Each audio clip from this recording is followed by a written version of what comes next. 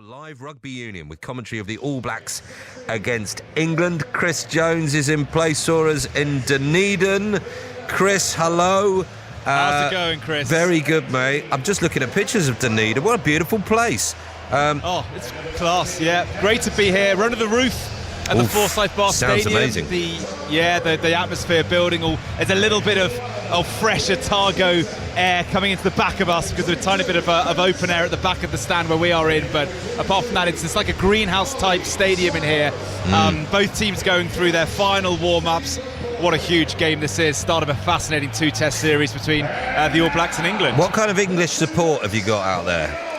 Very, very little. Yeah, I was going to say. I think maybe when we go to Eden Park next week, there might be a few more English expats around. But the way it is with New Zealand fans, probably because they always play in the evening, they always wear a bobble hat or a beanie, and they're in All Blacks jackets, and everyone is basically in black if you're a New Zealand fan. So I'm just looking for any side. I think I can see one white shirt to my left. In the middle of it. Yeah, I think they're going to be little pockets. I have had a few of our listeners on the pod get in touch to say, I've emigrated to Dunedin, we'll be at the game. But I think we're looking at under 100 England fans and around 30,000 All Blacks fans. Well, have a good one, mate. I'll let you get on with it. Enjoy. Cheers, Chris. Good stuff. Yeah, and as you say, back with you at 10 o'clock for an election special. What a day this is of news and sport on 5 Live. We are about 20 minutes away, under 20 minutes away from kickoff. England are in New Zealand, a place they haven't won in 21 years. Can this England side join those heroes of 2003 who won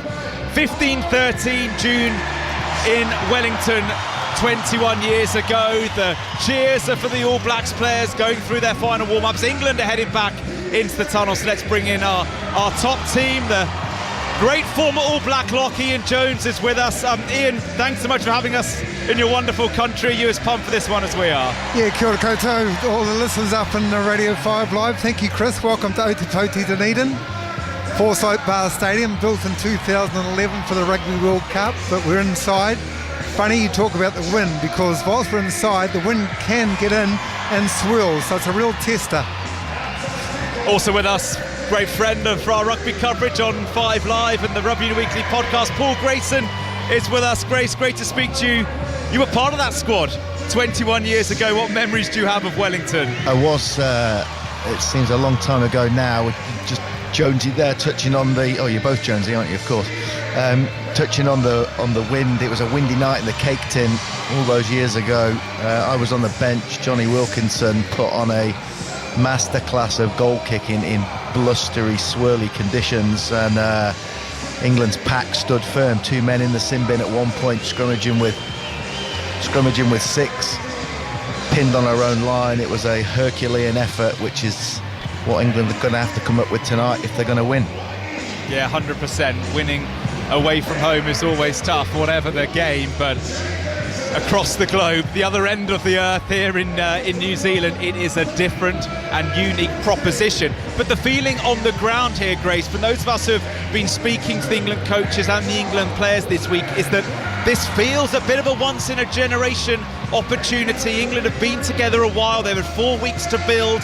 They had a good hit out against Japan. They really started to improve at the back end of the Six Nations, and they're playing an All Black side who haven't played in 8 months and are under a new coach and a new captain. So do you share that view that this might be a big opportunity for England to come up with something special? Yes, absolutely. You don't get many opportunities to take on the All Blacks in a state of flux, because they've been the masters over the years of integrating teams together and seamless transitions. They lose 2 legends and 2 more legends emerge, and so to get a shot at them when they've not played for so long. And England are in a good mood, because you get the sense that as miserable as England have played under Borthwick post Eddie Jones, and as boring as the rugby has been, there's been a seed change in the way that they play, and you absolutely know for a fact that the players have been involved in that process. A young team, sometimes you need permission to put your stamp on it.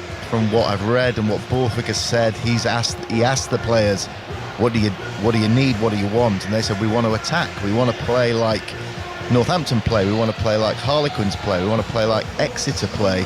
And there's the kind of fulcrum of your England side. So There's attacking expertise and a winning mentality within the squad of the players who play at those clubs who've been successful, Northampton the champions, and you want to bring that into the way that England play. So reading on the BBC website, Ollie Lawrence saying our game plan is in, we know what we want to do. That's brilliant, because it breeds confidence, it breeds enjoyment, and they know how they want to play. It's positive, not negative, which you have to do if you want to beat the best teams in the world on the other side of the world.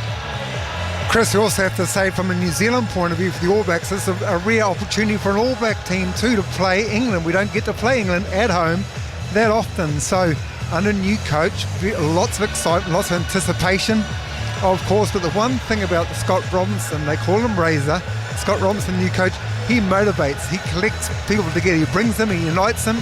He doesn't just unite the team, which we've seen over the years, he unites regions, for us, a nation. And so the All Black fans are sitting on the edge of their feet. They want to play the All Black way. We'll find out what the All Black way is over the next course of 80 minutes. But the All Black way in Dunedin is about width, is about speed, is about getting numbers to the breakdown. How England will stop that? With their own big numbers. They look bigger than the All Blacks coming up here. They look united as well, England. They look physically bigger. Will have the speed and the pace to keep up with the All Black team. So the New Zealanders that I've spoken to this week, Ian, kind of fall into two camps. The ones that are kind of like, oh look, it's going to be all right. It's the All Blacks at home, we'll be fine. And the ones that go, do you know what?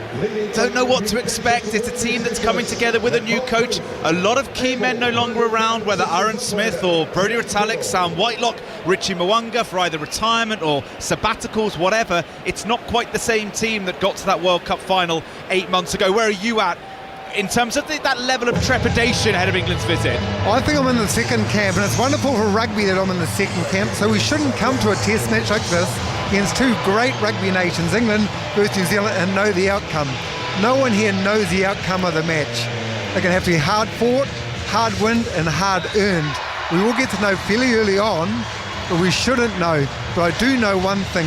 I do know this team is very united, walking together behind the new coach.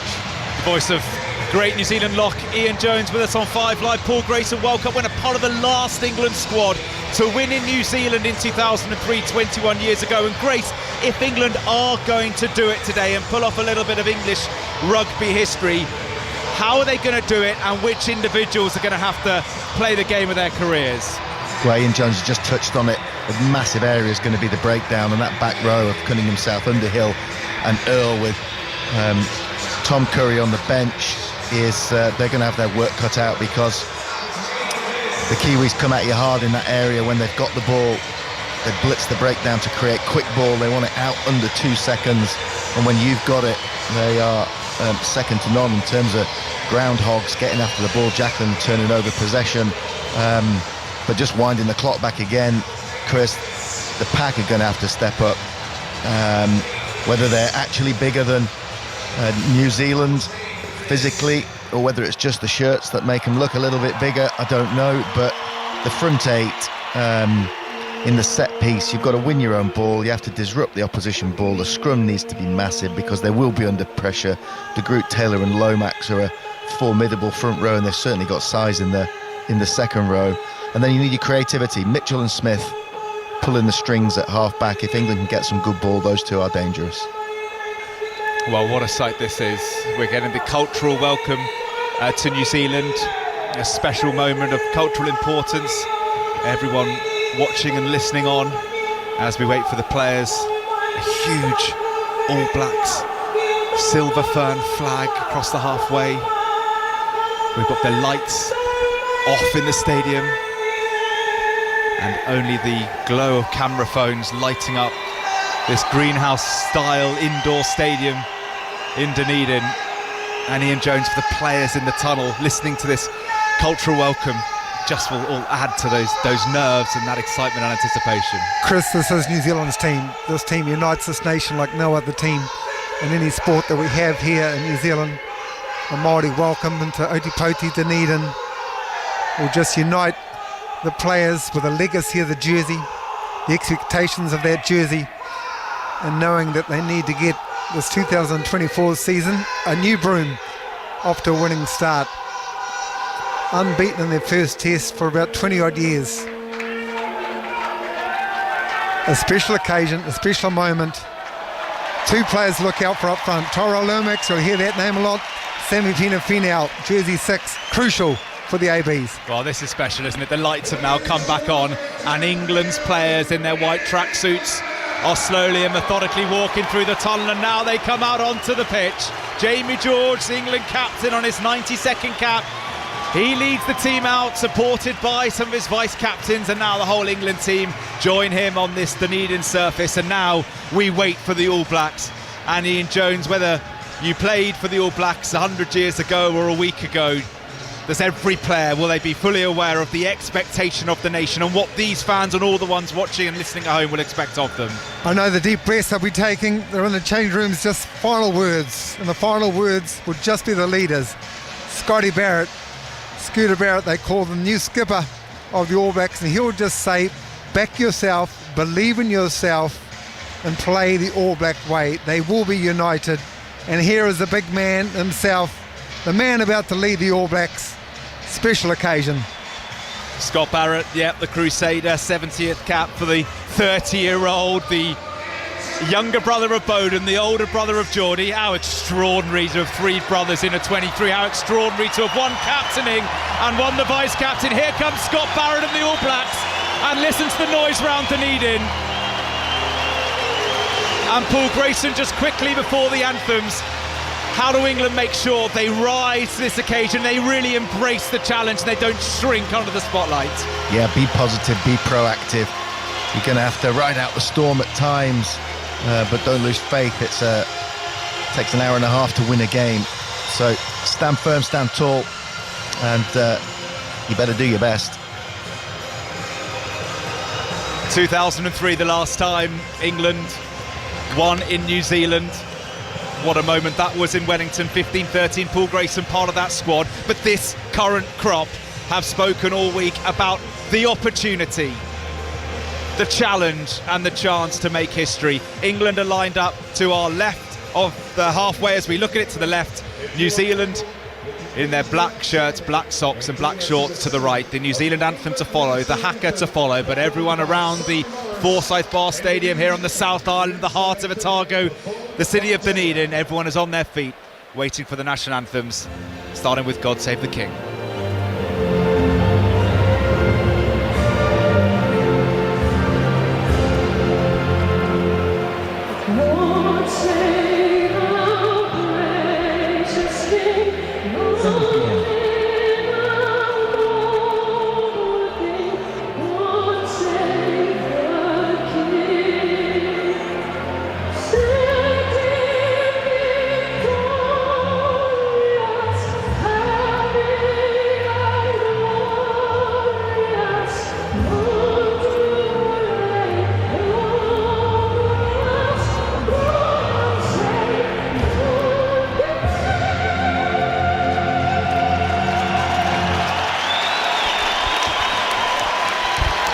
The anthem proudly sung by the England players and the tiny pockets of England support. We know there are some families in the stadium.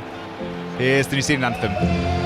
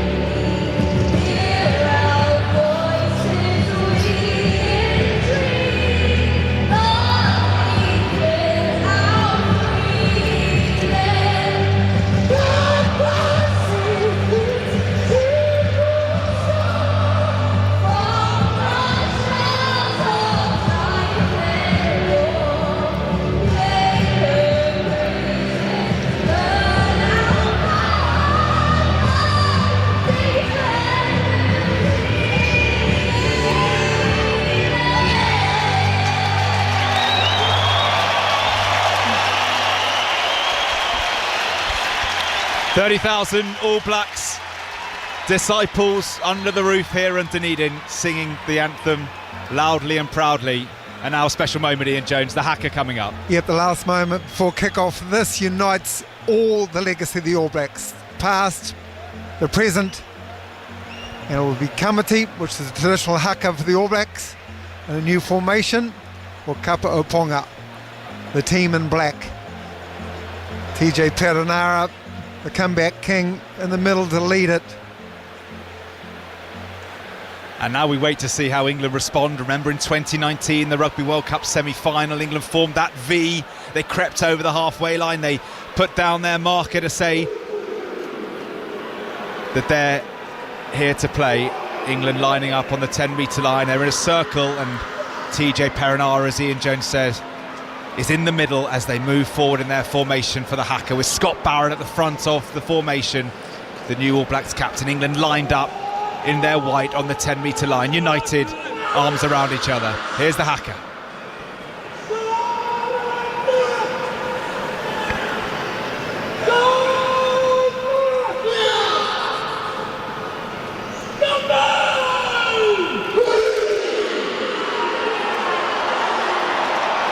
Now England do advance a couple of metres to roars from the crowd. England accepting and embracing the challenge of the haka.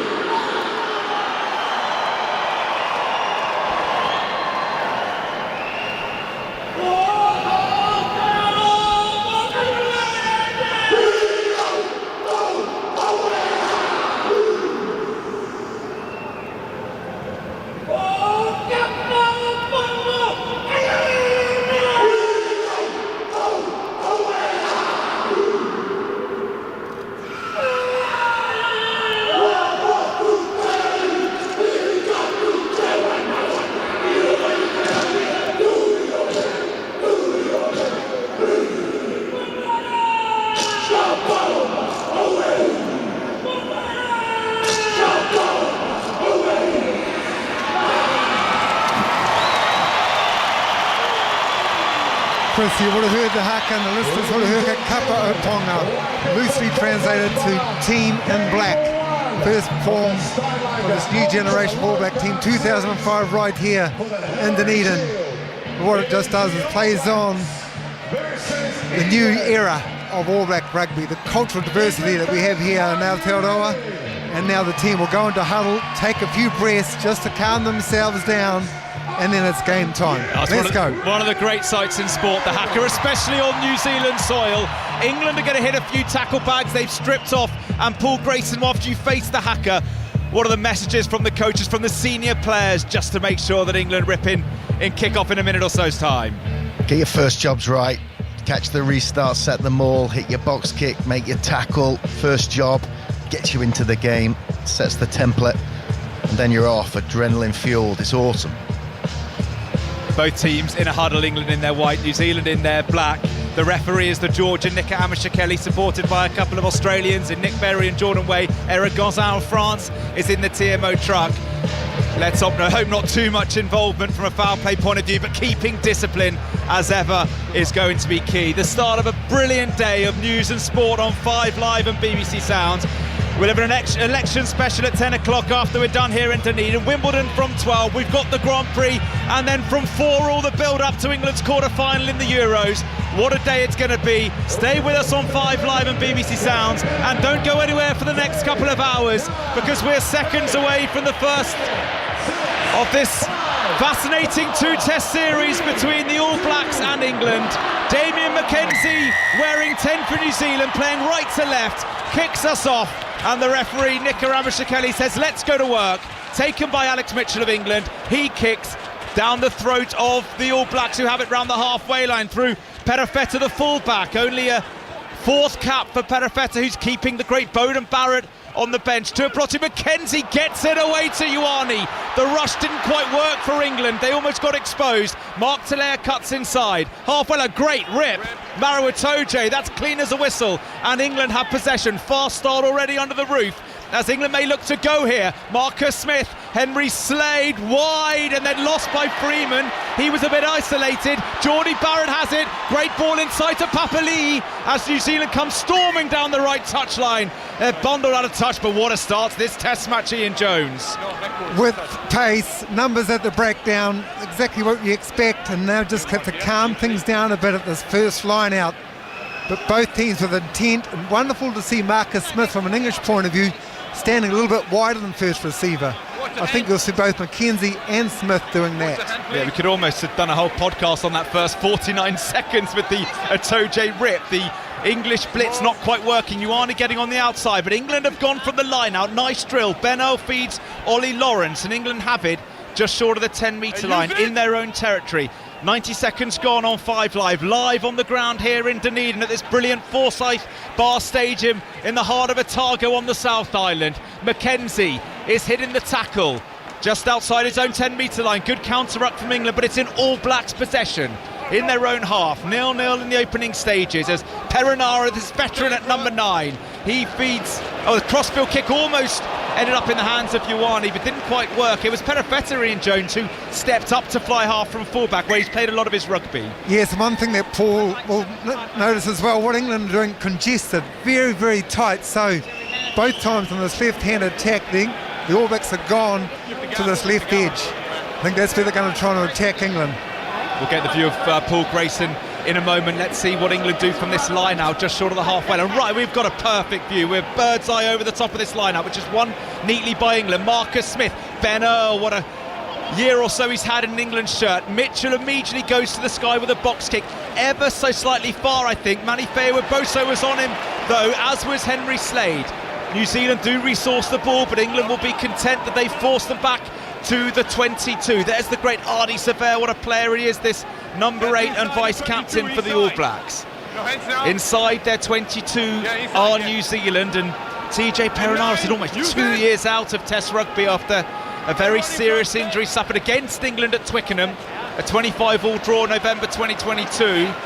And that kick's a pretty solid one up to the 10-metre line. Paul Grayson back in our London studio.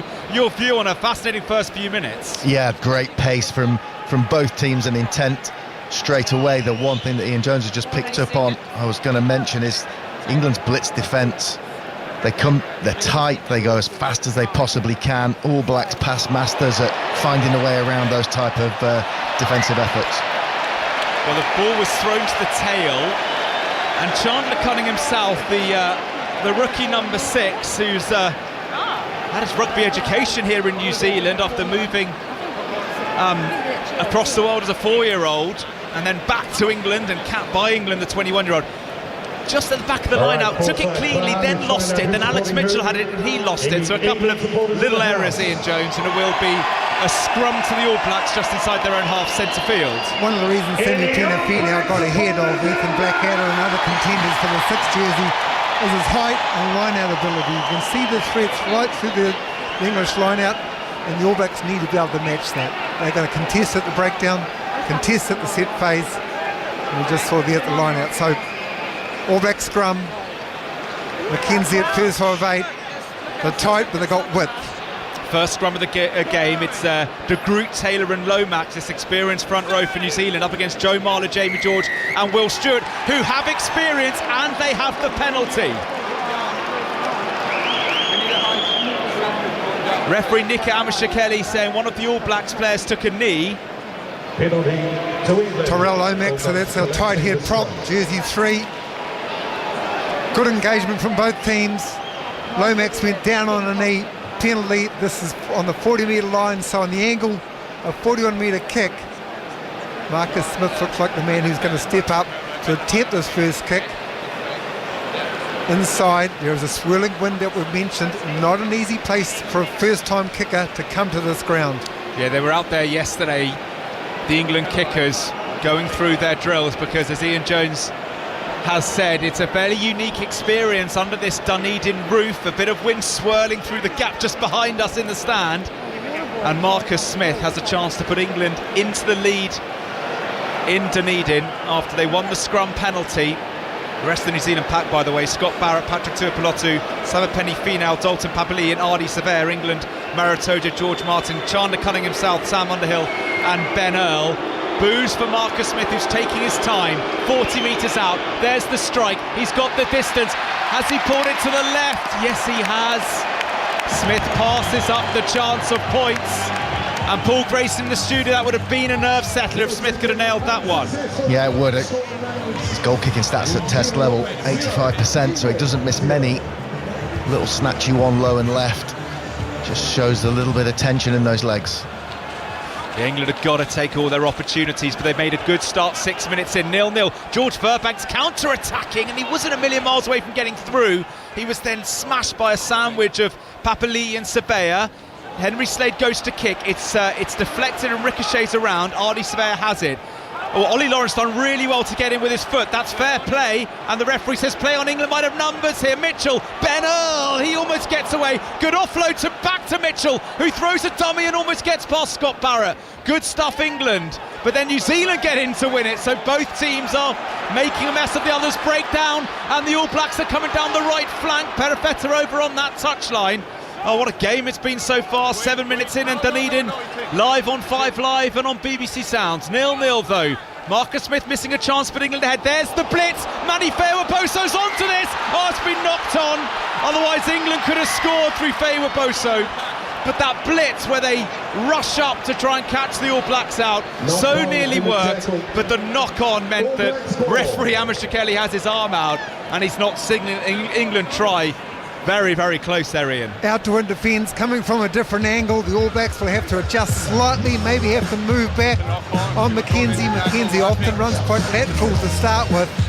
But boy, what we're looking at though, Chris, is the breakdown. Cody Taylor on that occasion of the All Blacks. You mentioned Ollie Lawrence, brilliant the first time. They are getting the numbers there, but they just maybe need to get the numbers over the ball for better protection. Got a bit of Bruno Mars. I'm never quite sure we need Bruno Mars in a test match like this. Everyone's on the edge of their seats. We're waiting for the scrum to go down. Well, Dunedin is student town. It's fair enough. Country, Yeah, I'm so showing my age, maybe. Yep. Yeah, it's a good... Get with it, mate. Get with it. Exactly. It's a good atmosphere around town. Yeah, my brother used to live in New Zealand, said, yeah, Dunedin's a party town, a student town. Will the England fans be celebrating tonight? I'm looking around for them. There's a white shirt below us. There's a couple in the stands. But on the whole, it is all Blacks as Damien McKenzie kicks from the scrum. And it'll be an England line-out around about the halfway line. 0-0, 8 minutes gone on 5 Live. And I tell you what, we haven't had much chance to actually take our breath. This time on this occasion, Damien McKenzie just wanting to play some field position, just wanting to settle things down, dictate the pace of the play. Contested line out here for the All Blacks. English throw. Jamie George right below us. Prepares to throw. England moving around and that didn't go well. I think they were going for that's the breakdown in communication, isn't it? Jamie George thought one thing, his lifters and jumpers thought another. The ball's gone to ground. New Zealand will have the scrum. Well, one thing about Forsyth Bar, and please, any Englishmen listen to this, come over here. You're all welcome to come to New Zealand. The spectators are about 5 to 6 metres away from where Jamie George is actually throwing the ball, so they're really part of the ground, part of the occasion. You can hear the knocks, you can hear all the players out there. Jamie George no doubt getting some instructions from this Kiwi crowd. Yeah, just a stoppage while some of the players get some water on. I know that World Rugby are trying not to have too many water carriers coming on to slow the game up, and I'd rather have sort of designated water breaks than water carriers coming on all the time. So we're ready to go again with the scrum, just in front of the halfway line, slightly inside the English half. Chris Player to look out for here is jersey 11, Mark Talia, starting to come around from his left wing. He may be a decoy runner off the scrum. Fed by Perinara. England got a penalty a couple of scrums ago. That would be useful, but this is a much better New Zealand scrum. They're going to get the penalty. Oh, huge All Black scrum. Listen to that reaction from the crowd. They like their tries down here, but they also like the power stuff. And that was a power play from the New Zealand front row. They've got the penalty. And now interesting, Ian Jones, whether the All Blacks from distance go for goal to open the score, or whether Mackenzie or Geordie Barrett try and drive it into the corner. Geordie Barrett's going for the corner. That's out of Mackenzie's range, 43 metres on the angle. Geordie can kick it from there. But from that scrum domination, there was a hit where they got the domination. Geordie wants to go for a line out, and he's got it within about 7 metres of the try line. Yeah, great kick, Geordie Barrett. What a talent this guy is. 58th cap for Geordie Barrett. 24 tries, almost 300 points. Part of this incredible rugby family. His older brother Scott captain in the side, and Scott Barrett's one who's lifting Tuipulotu in the line out. Papali'i has it as they flood to within 5 metres of the England line. This is the All Blacks' best attack so far, but they've knocked it on. England will be pleased with that. That was an opportunity for the All Blacks here, and they were 5 metres out. A wonderful defence from Ben Earl. The physicality that Ben Earl and the whole loose balls, I've got to say, for England bring to them. So a line-out sort of mini drive from the All Blacks, Papali'i wrapping around the outside, well read, well scouted by England, and then Ben Earl just coming in very good on shoulder. Was it George as well? Yeah, and the original tackle from Emmanuel Feiwa-Boso, the 21-year-old winger. Wondered if he could have been exposed there, but he made a huge hit to keep New Zealand at bay. 12 minutes gone, still no score. It's been a fascinating opening salvo. England had a chance through Marcus Smith, narrowly missed that kick, and then Geordie Barrett turning down a chance for points to go for territory. New Zealand have territory, but England have the possession. Scrum England on their own 5, and England can ill afford the kind of scrum we just had when the All Blacks blew England off the ball. Right, Nika Amishakeli losing a bit of patience here. Right, we're coming too close. Both of you coming too close. Yeah, it'd be good tit for tat of the scrum so far, Ian. I think what we've discovered so far in the first 12 minutes, though, there's not going to be many opportunities in this test match. And so when you get a chance, you actually have to nail them and take them a bit more clinical from the All Blacks. England with their shot at goal. Very important here for Terrell Lomax, jersey 3. He's the one trying to get the hit. Paul Stewart needs the hold. Yeah, Joe Marler as well, the 95 capper at Loosehead. Him and Dan Cole still trucking. Marler at the age of 34, Cole at 37. They're there to shore up the England scrum, and they need that because they're only 5 metres from their own line, 15 metres in from touch, and New Zealand, in their urgency, in their desperation to get stuck in, have gone early. England have a free kick, and that is blessed relief for England, who can clear way out of their own 22 now through Henry Slade. First time the All Blacks have the Georgian referees understanding his interpretation of the scrum engagement. That's a beautiful kick, Henry Slade as well, isn't it, up to the halfway line. The All Blacks again want to hit, they want to go through, they don't want to hit and hold. The All Blacks, the English, as you pointed out with Marler, happy to hit, hold and use their strength.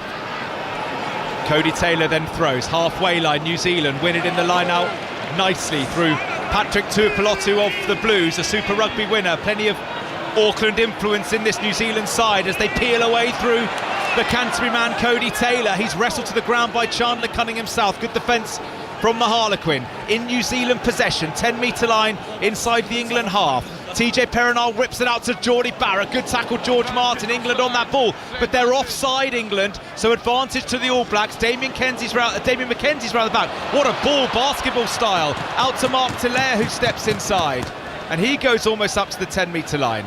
There for Perinara, still advantage being played to England. Set up by Lomax. Yeah, you can hear the referee confirm the advantage still an option for New Zealand as Perinara comes to the right to Rico Ioane. He almost gets away, 10-metre line. There for Perinara again, McKenzie. Wide it goes to Sevu Reece. Sevu Reece is dynamite and dangerous. He's tackled by Cunningham South, but not before making 10-15 metres. McKenzie's out the back. He flings it to Telaire, and Telaire tries to get away from Mitchell and does, Mark Telaire, and a beautiful offload to Tuipulotu. That's vintage All Blacks rugby. Picked up and driven on by Perifetta up from fullback. 22 now for New Zealand, who might have numbers. Oh, what a tackle, George Furbank. And then he's going to give a penalty away, perhaps unfortunately, as he was retreating. So penalty advantage New Zealand. They're inside the England 22. They're 15 metres in through Tuipulotu. Marler and Underhill with the tackling, but New Zealand knocking on the English door here. Perinara, McKenzie's going crossfield. Sevu Reece is going to score for the All Blacks. Reece in at the corner. He does score for the All Blacks. First points of the Test series to the men in black, and it's beautifully executed. The blitz defence, what we talked about with Paul as well before, so congested, so tight. are the English. It just left acres and acres of space, and the clear header, Damien McKenzie from Faye's ball, had a chance to stand a little bit deeper, we talked about, and all the space in that right-hand side. It was an easy kick, it was a pinpoint kick, but when Severus got it, coasted over for the try. But all that was set up by just understanding and manipulating the English blitz defence. Yeah, there may be a new look All Black side with a new coach, but that was vintage stuff, a combination of power and skill. And as we wait for the conversion, Paul Grayson, your verdict on that beautifully executed All Black side try, the home side up and running. Yeah, and with the blitz defence, if you go, you've got to get. Alex Mitchell had a chance to make a tackle on Talea around the halfway line. He missed that tackle. The All Blacks get on the front foot, and then just a series of uncomplicated but aggressive carries. Ioane coming in, Finau carrying the ball, and then once you're compressed, it's then about the communication. You know you're going to have a man wide as a fly half. It's just about getting the ball at the right time. A good kick from McKenzie and a nice finish from Sevu Reece. But classic All Blacks, they will, if you don't get them, they will get you. And McKenzie doesn't quite get the kick, it just drifted to the right. It was a lovely strike, but just wobbled to the right. 5-0 New Zealand, Ian Jones. Try also set up by Tommy Freeman coming. You talked about that beautiful tackle he did, not quick enough to get back, and TJ Perenara wins the penalty, and from that penalty England were always on the back foot. There's nowhere to go. And the word you used earlier about executing, England started pretty well, but haven't been able to get on the board. New Zealand, with one of their rare forays into the English 22, come up with a killer blow. 5-0 New Zealand, 17 and a bit minutes gone. 5 Live and BBC Sounds live in Dunedin on New Zealand's South Island. So much great sport coming up on the network with Wimbledon, F1 qualifying, and what about England, Switzerland in the Euros quarter-final. All the build-up from 4 ahead of kick-off at 5. We've got you covered all the way on 5 Live and BBC Sounds. That's a good clearance kick from TJ Perenara. Means England will have to throw into the line out. And they've got to get their drill right, haven't they, Ian Jones? Because the last couple, they haven't had that kind of good clean ball they need from the set piece. The All Blacks will contest the set phase, but I just want very quickly to talk about TJ Perenara. Incredible story. Out 2 years ago, you mentioned that, Chris, bad Achilles injury, 92 Test All Black, now the top leading try scorer in Super Rugby. A real leader within this All Black team. Much better from England this time, though, at the line-out, as the Saracens combination went to work. Jamie George and Maro Itoje, those two guys have experience of winning in New Zealand, albeit in the red of the British and Irish Lions rather than the white of England. Mitchell's kick is too far to be contestable, but means McKenzie has to counter-attack from his own half, and he almost gets away. He is a live wire. So much experience at fullback, but playing number 10 today for the All Blacks is Damien McKenzie.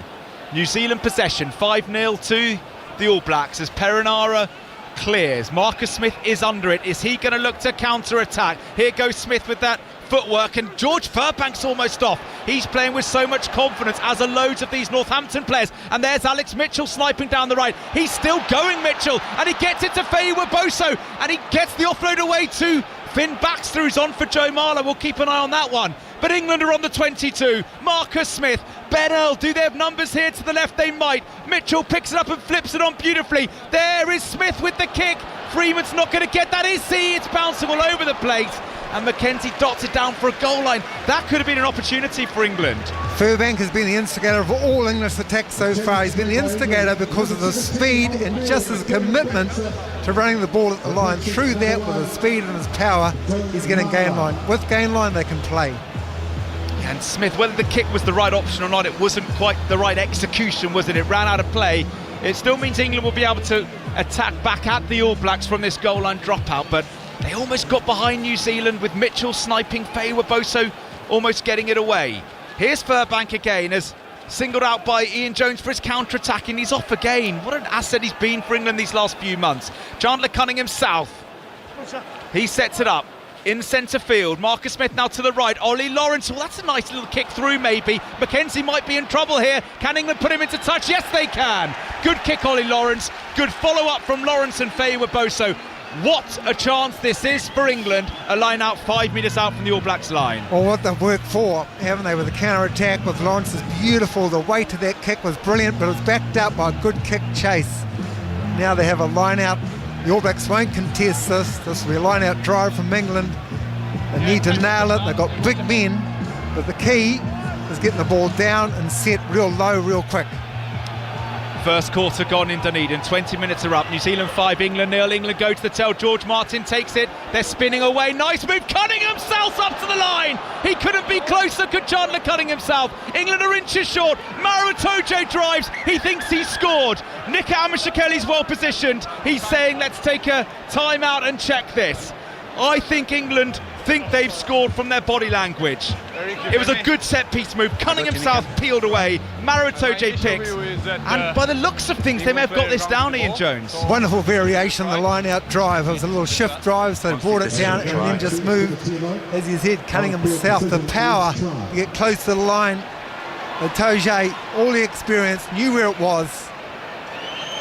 I haven't heard Chris from the referee saying whether he's awarded a try on the field. The TMO is coming. Oh, Itoje's lower than Tyrell Lomax. It has to be a try. Would be the best. Give me some count. Here's the angle we need. Maro Itoje. Oh, he scored, hasn't he? Oh, it's an easy Clear try. as day, yeah. Try's good. Try's good. England on the board. What a response from Steve Borthwick's men after that Seve Reece try. And a little bit of hush around the stadium here because England have gone to work from the maul, nicely drilled, and Maro Itoje wasn't going to be stopped from there. Line-out variation took the All Blacks by surprise, waiting to set for the drive through the middle. They didn't, they shifted it. Eventually about 15, 16 metres infield. Then Itoje, wow, what a player he is. Absolute superstar. First saw him when he came out here all those years ago with the under-20s. The World Cup. He was a star on and off the field, and he's just skyrocketed his career. It's been a pleasure to watch him. And Marcus Smith bangs over the 2. England lead in Dunedin. New Zealand 5, England 7. Maro Itoje, who was such a star of that Lions tour down here 7 years ago, is back doing what he does. 83rd cap. He scored for England, and they lead in Dunedin. And Paul Grayson back in our London studio. That's how you respond to an All Blacks try. Absolutely it is. Positive intent with ball in hand. George Furbank carrying from fullback, getting England on the front foot. Mitchell makes a break. Trademark break from him, show and go. Lovely little switch with Faye Waboso. Twice England have put the ball in behind New Zealand off the toe, transferring pressure onto the New Zealand back three. Yields a try. Brilliant stuff. Alex Mitchell's got to be careful because he was told to use it and then took another 10 seconds or so. As New Zealand, I think, knock it on then. Oh, well, England don't want to play. This is such an interesting one because I think, well, he's given a knock-on by England, so England sensibly didn't play it because they then would have been offside, and then they did knock it on eventually, England. But I wonder whether New Zealand lost that forward in the air. Perhaps it came off a shoulder. We're seeing a replay now. Oh, it was Cunningham South who knocked it back, so a great call from the referee. But after all that indecision, it is a scrum to New Zealand in a dangerous position. Slap bang in centre field around about 27-8 metres out. No, but you tip your cap to Will Smith, Jamie George, I think it was, who understood the rules, knew it came off an English player. And in the heat of the battle, when you're out there, you're a rugby player, you want to get by the ball. But they didn't, the English players didn't. They had that discipline, they stayed away from the ball. But what it is, a midfield scrum for the All Blacks, they're split. Dan McKenzie standing directly behind the scrum, can go left, can go right. He's got Geordie Barrett to his left, Rieko Ioane to his right. Well, England have got to make sure that they don't, after scoring, concede straight away. They lead 7-5. The All Black scrum is looking ominous from an England point of view, especially with Joe Marler off. They've got a penalty advantage, New Zealand. And it's a nice ball out from McKenzie to Seve Reece on the right touchline. He storms into the 22. They've got penalty advantage, and this is where they can be lethal, the All Blacks. There for Perenara, centre field for McKenzie, driven on by the big lock to a Pelotu. Perenara now coming to the right, finding Perifeta's up from fullback. He's away, Perifeta, and he finds Ardie Savea in the corner. World-class response, and it's the World Player of the Year, Savea, who scored. That's brilliant from the All Blacks. England know they just can't afford to give them opportunities because they will strike, and they lead again. The All Blacks are going to attack down that right-hand side, and once more as Tommy Freeman on the first occasion, not the occasion we're seeing now in the lead-up to the try, comes in, leaves acres of space to Seve Reece. On that occasion, it was a hot feet, stepping feet of Stephen Perifeta, his fullback out of the Blues, and Adi Savea was the one who finished it off, but Peter Feta with a hot step on the outside, and the All Blacks have found an opportunity on the right flank, and Freeman really has to look after his wing. And fair play, Scott Robertson, the new coach. That was a selection under the microscope when you leave out a man with 123 caps in Beauden Barrett. That's why Perifeta's playing, a star for the Blues, in form, silky player, makes the try for Adi Savea. And even though Savea's come back from Japan, hasn't played the Super Rugby season, he's showing why he is one of the modern day greats. 10-7 New Zealand, 25 compelling minutes gone in Dunedin, and Damian McKenzie looking to take the gap from 3 to 5. And I was just going to make the point that England will be really pleased with this first 20. They've not been blitzed, they're well in the game, they'll grow in confidence, but New Zealand have had 2 big opportunities, 2 tries. McKenzie badly hooks his kick. So I suppose, from an English point of view, if you concede twice and you're still only 3 points down, not so bad. The worrying point for England at the moment, though, Chris, will be the scrums. Getting 100%. dominated the scrums. The All Blacks can manipulate the scrums and go whichever way they want. The All Blacks, saying that, need to control this kickoff. Kicked off by Furbank, who's doing the restart over Marcus Smith. Up gets Freeman. Oh, does Barrett... And Barrett knocked it on. So that's good from England because they've got the restart back. Sam Underhill out the back to Furbank. Wide ball. Can England get on the outside of the All Blacks here? Slade, they're trying that little kick through a lot. Advantage was up because it was only a knock-on. Sevu Reece kicks. How's this going to end up? Oh, it's a really good kick. It's a 50-22. Right. Big moment in this first half because England had a knock-on advantage. They didn't either take the scrum or make anything of the advantage, and then Sevu Reece has put his boot through the ball, and because of the ruling 50-22, he's inside his own half. He's kicked it into the opposition 22. It's given the All Blacks the line out on the 22. They've gone already. Cody Taylor to Crusader teammate Scott Barrett, the skipper. Here's Geordie Barrett. Here's Rieko Ioane. Again, this is when the All Blacks are dangerous, with their tails up, with the territory, with quick ball. Perinara comes to the left. Damian McKenzie, he's got Mark Telaire on this touchline. Telaire up against Feyi-Waboso. Good tackle, Feyi-Waboso. But Perinara flips it inside to Tuipulotu. Ominous for England. Perinara to the right. Tyrrell Lomax tackled by Cunningham South. England need to turn this ball over or at least slow it up.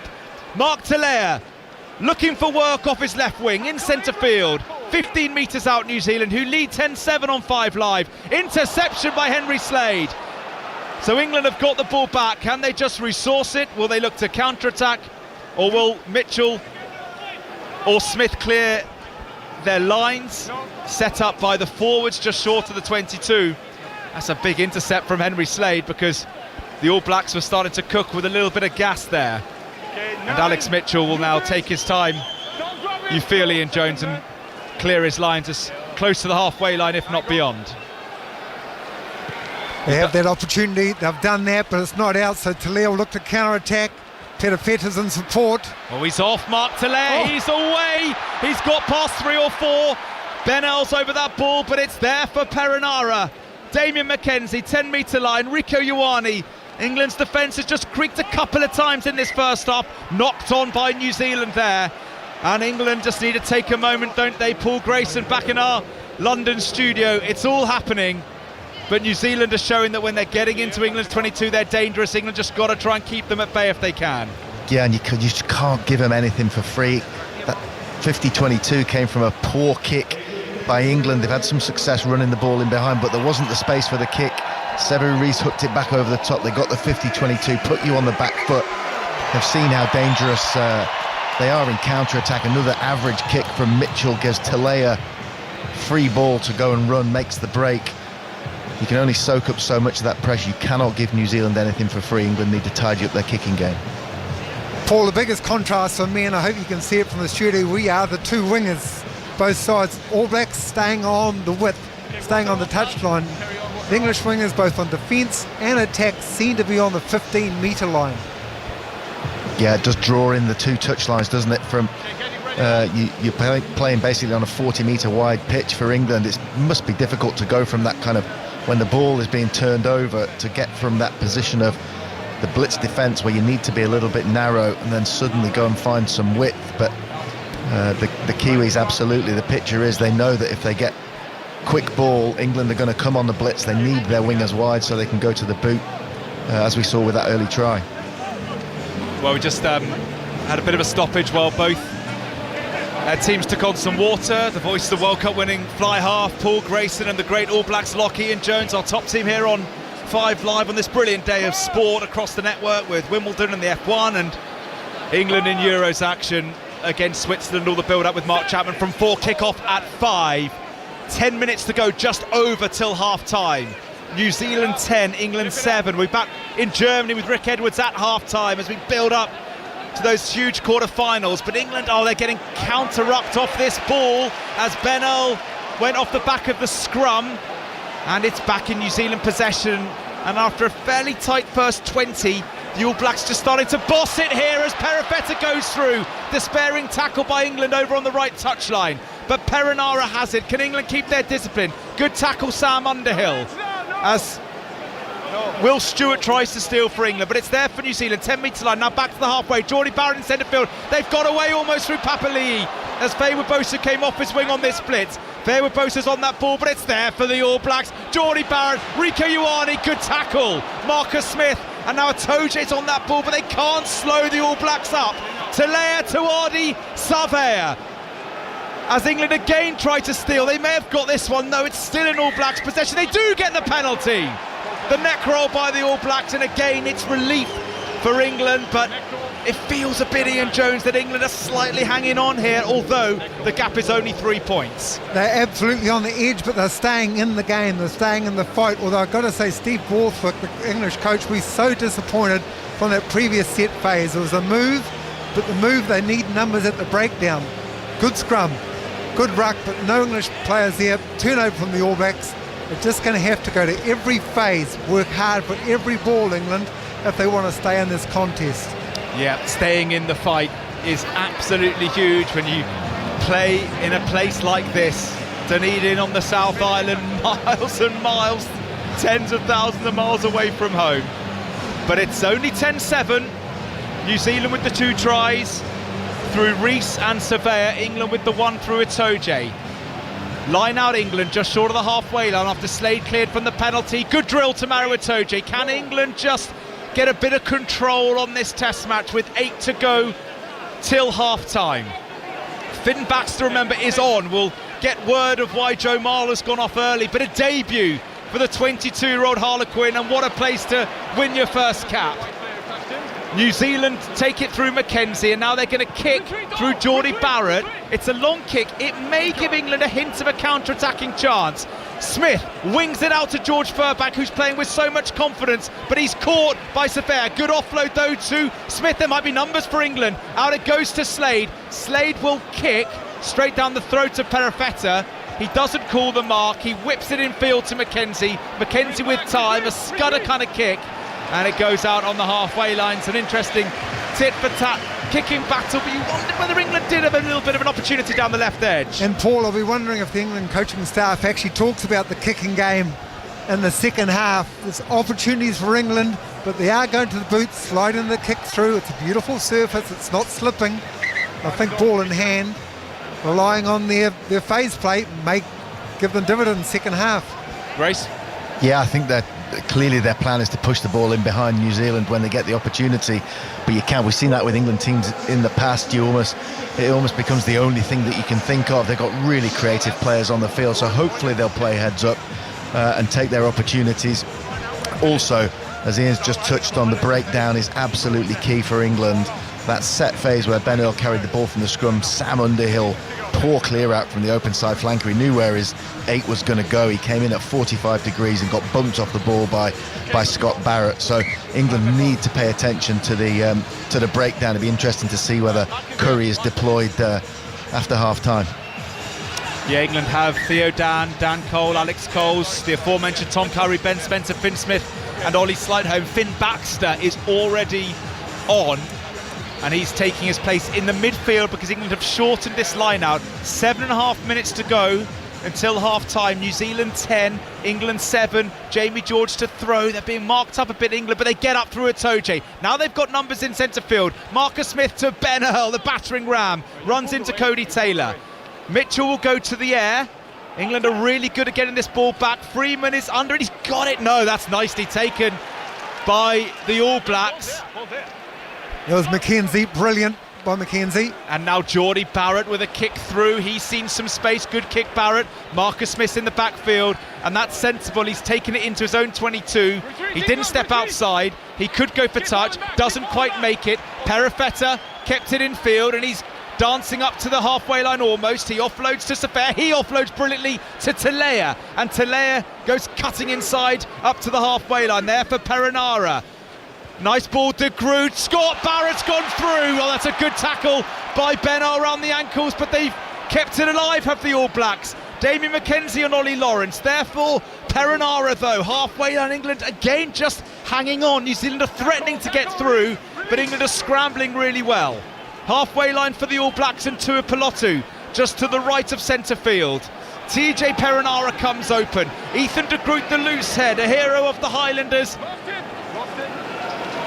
On this in this neck of the woods, as they kick through New Zealand, Mitchell doesn't take it, but it's off his knee, so George Furbank has a chance to counter-attack again. Huge hit by that man De Groot on his home turf. Mitchell's digging for the ball, but he won't necessarily mind if it's slowed up. England just inside their own 10. Oh, they're counter-rucking New Zealand. They get the penalty, perhaps a bit fortuitously, England, because New Zealand were bossing them physically, but referee Amish Kelly says they were in at the side, New Zealand. Penalty England on their own 10-metre line. Ian Jones, 5 to go till the break.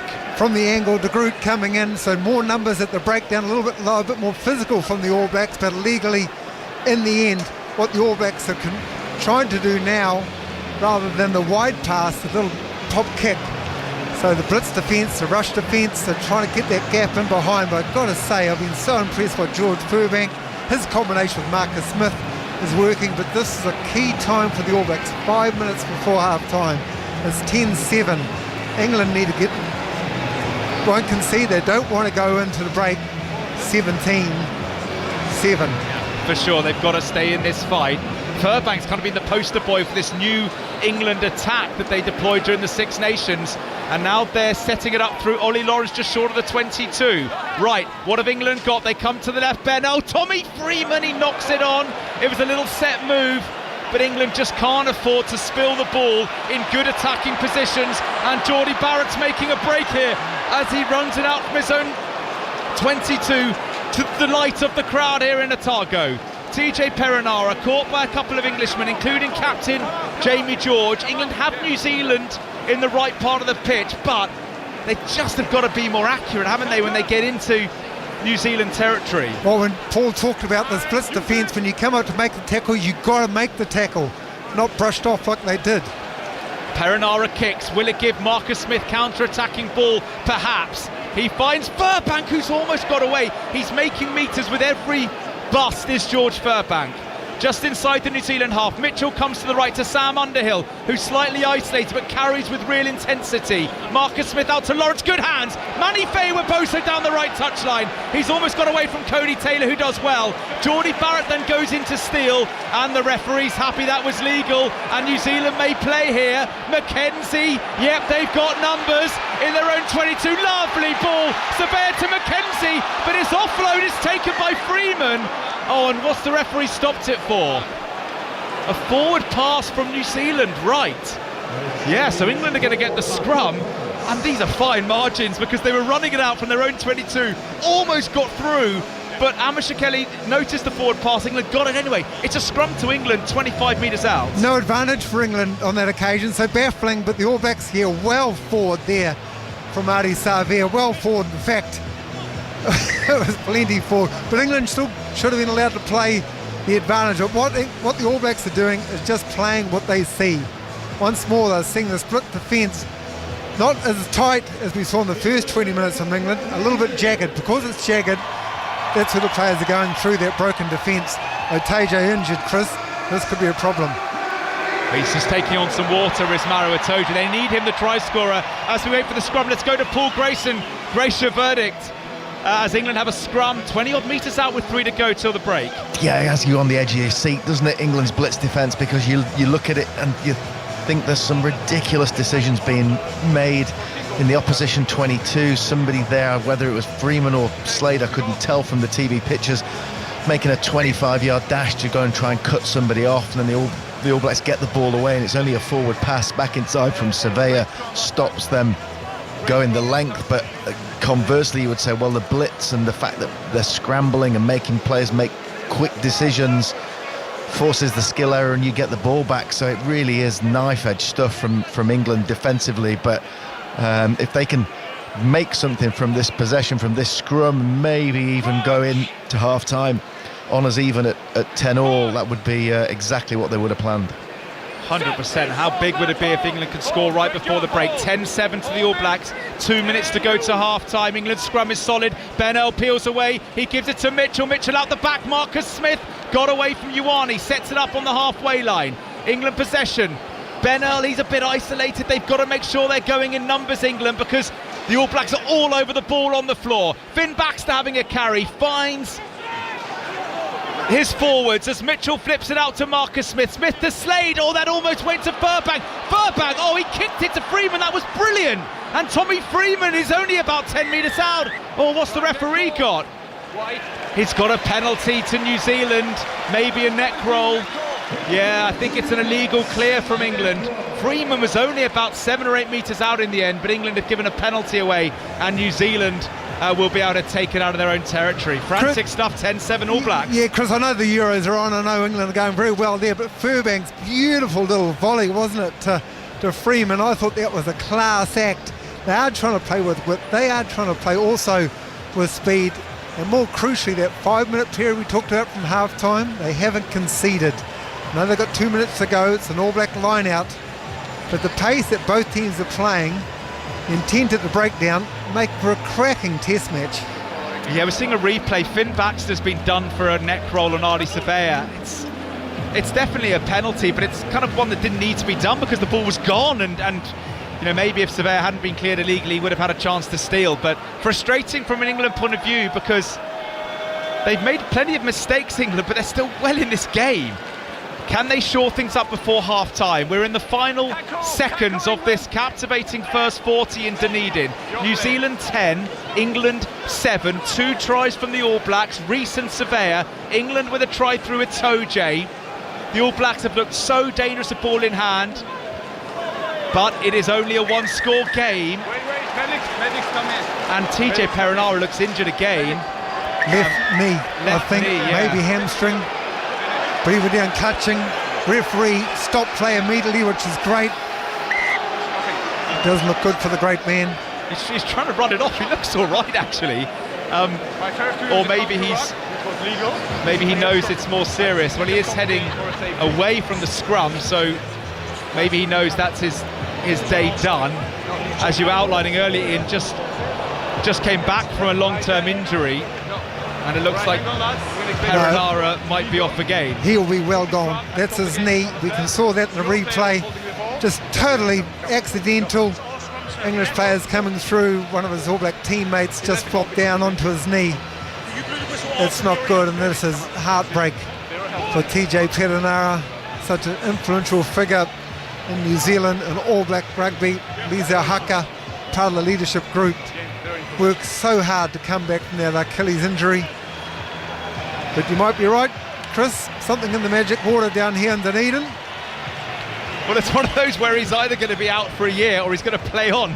You know, it looked so serious, or he's just sort of, he's playing on, isn't he? So it looked so, and that's why the referee stopped it, because there was a good counter-ruck from England, and his knee was turned in such an awkward position. It's George Martin, who is a power athlete in that second row for England. Let's see what happens after half-time. He may be trying to run it off, and he may not be able to, but Perenara is playing on. That's why we've had the stoppage. 15 seconds left of this first half. New Zealand will have the scrum because technically Perenara was in possession when the referee stopped the game. And it'll be fascinating to see if New Zealand will look to run it. I doubt they'll take half-time because it's a centre-field scrum. They've had a fair bit of scrum success today, and that platform is absolutely rock solid from the All Blacks. Perenara comes to the right. Geordie Barrett with the tape job around his forehead. Rieko Ioane steps. There's the hooter for half-time as New Zealand attack on halfway. They almost get through, but it's in possession of Mackenzie. England are going on that blitz again, which always leaves you a bit nervous from an English point of view, and perhaps from a New Zealand point of view, they'll see opportunities in this second half to get outside that rush. Halfway line, Rees has come off his wing, but England stopping well on the fringes. England's defence has on the whole held up pretty well as Lawrence wrestles Barrett to the ground. Perinara, his pass is wild. Taylor takes it static. Fayward Bose is in there looking to steal, but still there for Perinara. England, though, have repelled these 7 phases with relative ease. Perifetta wings it out to Rees, up against Mitchell. He's dancing, and he's stopped just inside the 10-metre line, a few metres in from that right touch line, with New Zealand playing from right to left in their iconic black shirts. New Zealand 10, England 7. Final play of this first half. They're still running it, New Zealand. They're 35 metres out from their own line. Talea's ball. Taylor, I don't know how he kept hold of that. And it's still going to be play on because Jolie Barrett used his feet, and it's in All Blacks possession. Perinara, out it goes to Mackenzie. You've got to admire the fact they're still playing in, even though England are trying desperately to get a turnover. They've got a turnover, and they've got to give me 3 points. Well, you praise the invention, you praise the ambition from New Zealand, but it is in the wrong part of the pitch. That's what can happen. England can go in level if Marcus Smith bangs this over from bang in front. The All Blacks playing a lot of rugby inside their half. The English standing up to that attack and just keeping this blitz, but they're also keeping their width, pushing up to get on either side of the ruck. So when the All Blacks go left, there's English players. When the All Blacks come back right, the English are pushing up on either side. So as we talked about, what would be a good score at half-time for England?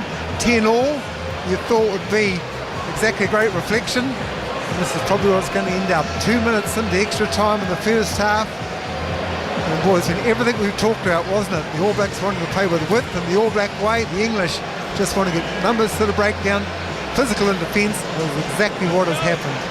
Well, what a fascinating first 40. It's not over yet. And Marcus Smith, who missed the penalty from a slightly harder position earlier, has got to kick these if England are going to make a bit of history and win away in New Zealand for the first time in 2 decades. They need to take these opportunities. Smith is bang in front, up he steps. Nicely done, Marcus Smith. It's all square at the break in Dunedin. New Zealand 10, England 10. We'll get a word from Ian Jones, but first to Paul Grayson. Big nerve settler, if there were any nerves after 40 minutes from Marcus Smith. And after all that, great. Hasn't gone smoothly at all for England, but they're 10-all at the break in New Zealand. Yeah, it's been a great half, hasn't it? Test match rugby, everything we touched on in the build-up, the breakdown's been a fantastic contest for both teams. England settling into their defensive setup, as Ian touched on, getting better width. The quality of their tackling is giving them the opportunity to have a go at the breakdown. 3 or 4 times in that last passage of play they could have pinched the ball, and ultimately they got their hands on it with Ollie Lawrence creating the penalty to tie it up at 10-all. All Blacks slightly rusty but threatening. Their attack versus the blitz defence is a fascinating encounter. The intent of both sides to play with width, play with speed. We know the physicality, it's been well refereed. This opening 40, and all that brings to, Chris, is rugby union, from a very biased point of view, being the greatest game in the world when it's played like this. Yeah, it's been great, hasn't it? And the 30,000 here are on the edge of their seats. And if there was an All Black fan heading here thinking that England could be brushed aside, they'll have other ideas after that first 40, but a long way to go. England, though, are well in this. At half-time, New Zealand 10, England 10. Let's go to Germany and Rick Edwards. Hi, Rick. Hi, Chris. We'll be back with you and the team in Dunedin shortly. The time now, though, is 8:56. Let's get the news with Dina Campbell. The voice of the UK. And the home of the Euros and Wimbledon. This is BBC Radio 5 Live. Thanks, Rick. Sir Keir Starmer is holding a meeting with his new cabinet this morning on his first full day as Prime Minister. He's promised to begin the work of change immediately and is expected to hold a news conference afterwards, which a Downing Street source says is part of a new style to demonstrate accountability. And the work of filling the junior ministerial positions will continue today. Last night, Sir Patrick Vallance, who was the government's chief scientific advisor during the pandemic, was appointed Minister for Science. James Timpson, the boss of the retailer Timpson, was named Prisons Minister. Both have been made peers. Elsewhere, President Biden has tried to excuse his poor performance in last week's television debate with Donald Trump by saying he was ill and exhausted. In an exclusive interview with ABC News, he dismissed calls from some Democrats that he should withdraw from the race for the White House. 4 volunteers who spent just over a year inside a small compound designed to simulate conditions on Mars are set to leave tonight. The experiment is to help the American Space Agency, NASA, develop ways to help astronauts survive on long missions to the planet. This is BBC Radio 5 Live. Listen live on digital, online, smart speaker, or the BBC Sounds app.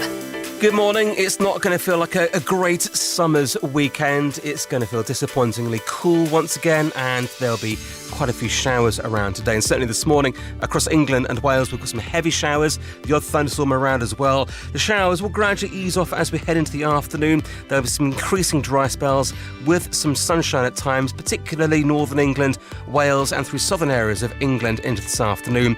Quite breezy, but temperatures below the average, so we're looking at highs about 14 to 19 Celsius.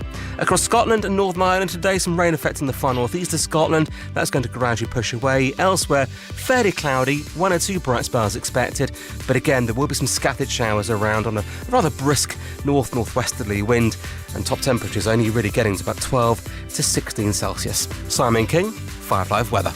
You see, I don't really have any friends. Life isn't fair sometimes, Nadine, okay? Get over it. Films on BBC iPlayer. Your head is too big for your body. It makes you look ridiculous and you'll never be able to fix it. That made me feel good. The Edge of 17. What are you doing? Giving you half my cookie. Why? Make you feel better. Watch on BBC iPlayer. This is BBC Radio 5 Live. The voice of the UK. This is our wee part of the United Kingdom. Live from here at Old Trafford. I think it needs a massive overhaul. BBC Radio 5 Live. Listen on BBC Sounds. Good morning, 5 Live breakfast here. It's half-time at the rugby and the first test, 10 apiece between New Zealand and England. We'll be back with Chris Jones and the team in Dunedin very shortly. England-Switzerland coming up on 5 Live. Before then, Chris is back at 10 for a 2-hour election special. He's going to be taking your calls on the aftermath of the election.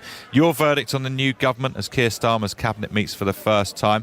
We'll also hear from the Prime Minister himself as he holds a press conference. So get your texts and calls in now. Anything you want to add to the conversation, 85058, or you can send us a voice note. WhatsApp 08085 909 693. So I'm here in Dusseldorf in the Karlsplatz, a lovely little market square which is really busy already this morning. People coming out for their breakfast, few England fans knocking about. Some of them I feel like might not have been to bed yet. As a reminder, England are playing Switzerland here tonight in the third quarter-final of the Euros. A bit earlier on I spoke to former England midfielder who sounded a bit tired himself, Jermaine Genius, who's part of the BBC Sport team out here in Germany. Plenty of time to sit there and kind of discuss and go over what they want to change. I think the concern would be the messaging we're kind of receiving from the players is that he has been doing that. You know, I think there has been conversations. I think I saw Phil Foden the other day talking about he feels sorry for the manager because, you know, he's asking them to do certain things, but then they're going into the games and it's just not coming to fruition. So I think, you know, you can find yourself sometimes as a player with as much time as you want to work on things, but I don't know, it's a bit like that old Mike Tyson quote, isn't it, where you can prepare for as much as you want, but once you get punched in the face, what are you going to do then? And I think that's a little bit what is happening to England right now. They're kind of getting out onto the pitch with a plan, and you know the opposition's got a better plan, and they don't know how to kind of step sideways and adjust it, or be brave in the moment and play through it. So, you know, there's a lot of talk today about a system change, personnel change as usual. Luke Shaw potentially being fit and coming in. Yeah, so they've just got to, they have to improve. But weirdly, after what I saw last night with France, I don't know how much more they need to improve. They just got to win again. Yeah. I mean, you didn't really want to be using the France performance as a template, but I know what you mean. You don't, but if it gets you to a semi-final, you'll take it. Then fine, yeah. Are England still then going to be relying on just moments of individual brilliance, do you think? If I'm honest, yeah, I've got nothing to go off here, Rick. Do you know what I mean? It's like I'd love to kind of sit here and kind of go, well, actually, once he made the changes, that worked, and he's got that to go off now. So from, say, I don't know, a wide perspective, all of a sudden he played Gordon on the left, so the link up between Gordon and Trippier, Gordon and Trippier was really good. They held the width on one side. Saka was brilliant on the other side with Walker overlapping. We haven't kind of, as fans, as pundits who analyse the game, had the ability to kind of look at any particular elements and go, right, that is something to build on.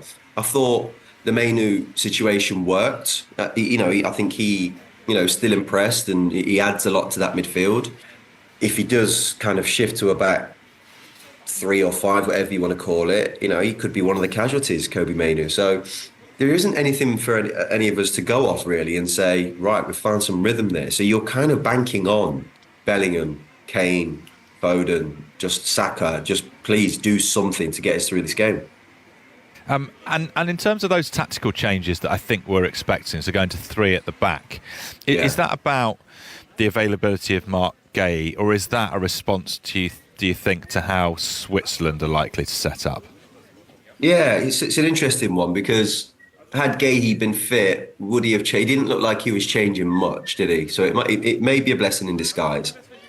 The way I look at it is, they need to change something, essentially, because from an attacking point of view, they've showed nothing, and from a defensive point of view, we've looked vulnerable. Guéhi has been a shining light. Apart from that, all good. Well, yeah. Guéhi, we're getting through, so yeah. Guéhi has been a shining light within it all, and maybe when he looks at training and he's looking at Dunk or Konsa or whoever may slip into that position, he's either thinking, I'm not 100% sure I can trust you in this particular game.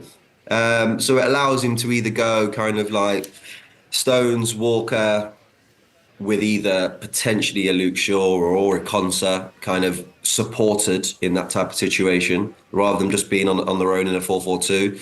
But he may stick with the 4-4-2. If Luke Shaw is fit, he might just go, like for like, swap in, Dunk or Konsa for Marc Guéhi, go out there and perform. So I don't know, we're all guessing at the minute. All I would say is that, the back 5 would allow him to play 2 up top. So whether that's kind of Jude, you go and join Harry, or whether it's, Ivan Toney, Harry Kane up front, or Watkins making runs, you might get an improvement there, more support to Harry. You might get more width with the wing backs. So he might just stumble across something, or they may have stumbled across something in training where they go, it works. To match Switzerland up, don't know. I'm not sure that ever works. They play that system and they know how to play it. I think just matching them up just for the sake of matching them up, I would like to think we're better than that. Jermaine Genius chatting to me a bit earlier. He's part of the BBC Sport team out here in Germany. I'm joined now by 3 more England fans, George, Jimmy and Reese. How are you all good? Guten Morgen. Yeah, good, thank you. Good morning, very nice. Fluent already. When did you get here? We got here yesterday. So, yeah, we come up by car. So it's 12 hours of travelling yesterday. So who was driving? I drove the whole way. The whole way? Yeah. What are you two up to? Well, he wouldn't let anyone else drive, so... No, he doesn't trust you. OK, fine. Excited about the game? Just listen to Jermaine Genius there. He sounded a bit flat, I'll be honest.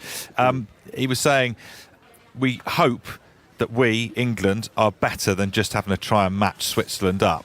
What do you reckon, George? I hope we're more attacking this time out. What I've watched in the past few games has been very boring to watch. Not positive. It's not what we used to be back in the last tournaments that we've played. So, yeah, I hope it's more on the front foot this time. Why do you think it's been like that, Jimmy? I'm not too sure. I think he's scared of maybe like the outcome if we get a poor result. And I think he just, like George says, he needs to be more on the front foot. We've got the players to hurt any team, not the best teams in the world. So I think he needs to be, go for it a bit more and start getting into teams. Because speaking to some German fans this morning, obviously they're gutted that Germany went out to Spain last night. But they couldn't really fault the performance because Germany had a right go, created chances, were really positive. And I feel like that's what all England fans are crying out for, really, as well. Yeah, I think the same as well. I think, obviously, with England, the performances have been so bad. I think that's what half the frustration is. I think we know we've got good players. We've got world-class players in Foden, Bellingham, Kane. They're all doing it for their clubs. And then they come to the country, and it's been the same over the past few years. They come to the country and they just don't seem to perform for whatever reason. So I think we just want that cohesion, which obviously Switzerland have. They don't have incredible individuals, but as a team collectively, great in the sum of its parts, isn't it? Yeah. Whereas you'd say sort of the opposite about England. Is that on the players or on the manager for you, George? I reckon it's the manager. Even if we go on and win this tournament, which I'm not feeling too positive about really, I don't think he's the right man for the next major and the future.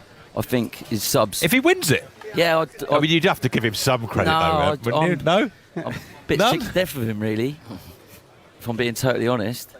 But are we not now just having our expectations raised because of Southgate? Because we've got to semi-finals and finals and quarter-finals, and now suddenly we're expecting more. And that's him that's done that, isn't it, Jimmy? Yeah. Probably as a nation, I think we're very judgmental, like in what we say. But like I said before in the previous bit, he needs to go more attacking. We've got a great attacking team. And obviously, with Harry Maguire out, he performs really well for England. I think with him out, we just go for it. I'd rather lose 1-0 and go out it, swinging. Than lose and without a fight like the last game when he made no changes at half time. I'd rather get at the teams, give us a bit of excitement. Now you've got 7 hours until kick-off. Are you going to pace yourself, Reece? I'll give it my best go. I'm still nursing a hangover from yesterday. So. Okay.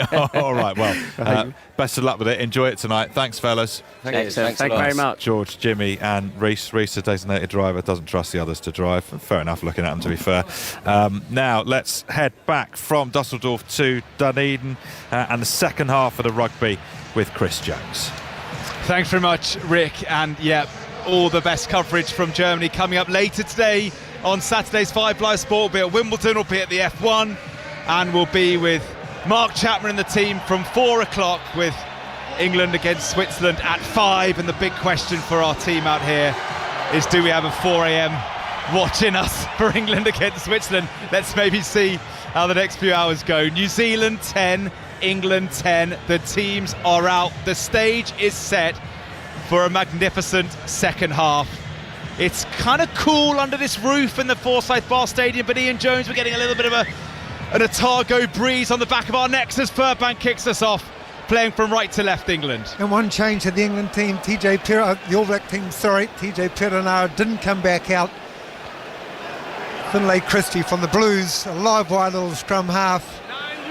Little Scotsman, he's out there for us. Yeah, we did wonder whether Perenara was playing on inadvisedly, and he is off. Right, Faye Boso might have a counter-attacking opportunity from Christie's slightly loose kick in centre field for England. They come to the left, Cunningham South, who's all power and dynamism. Went to offload, didn't. Then did he lose it? I think he just about kept hold of it. No, he did lose it.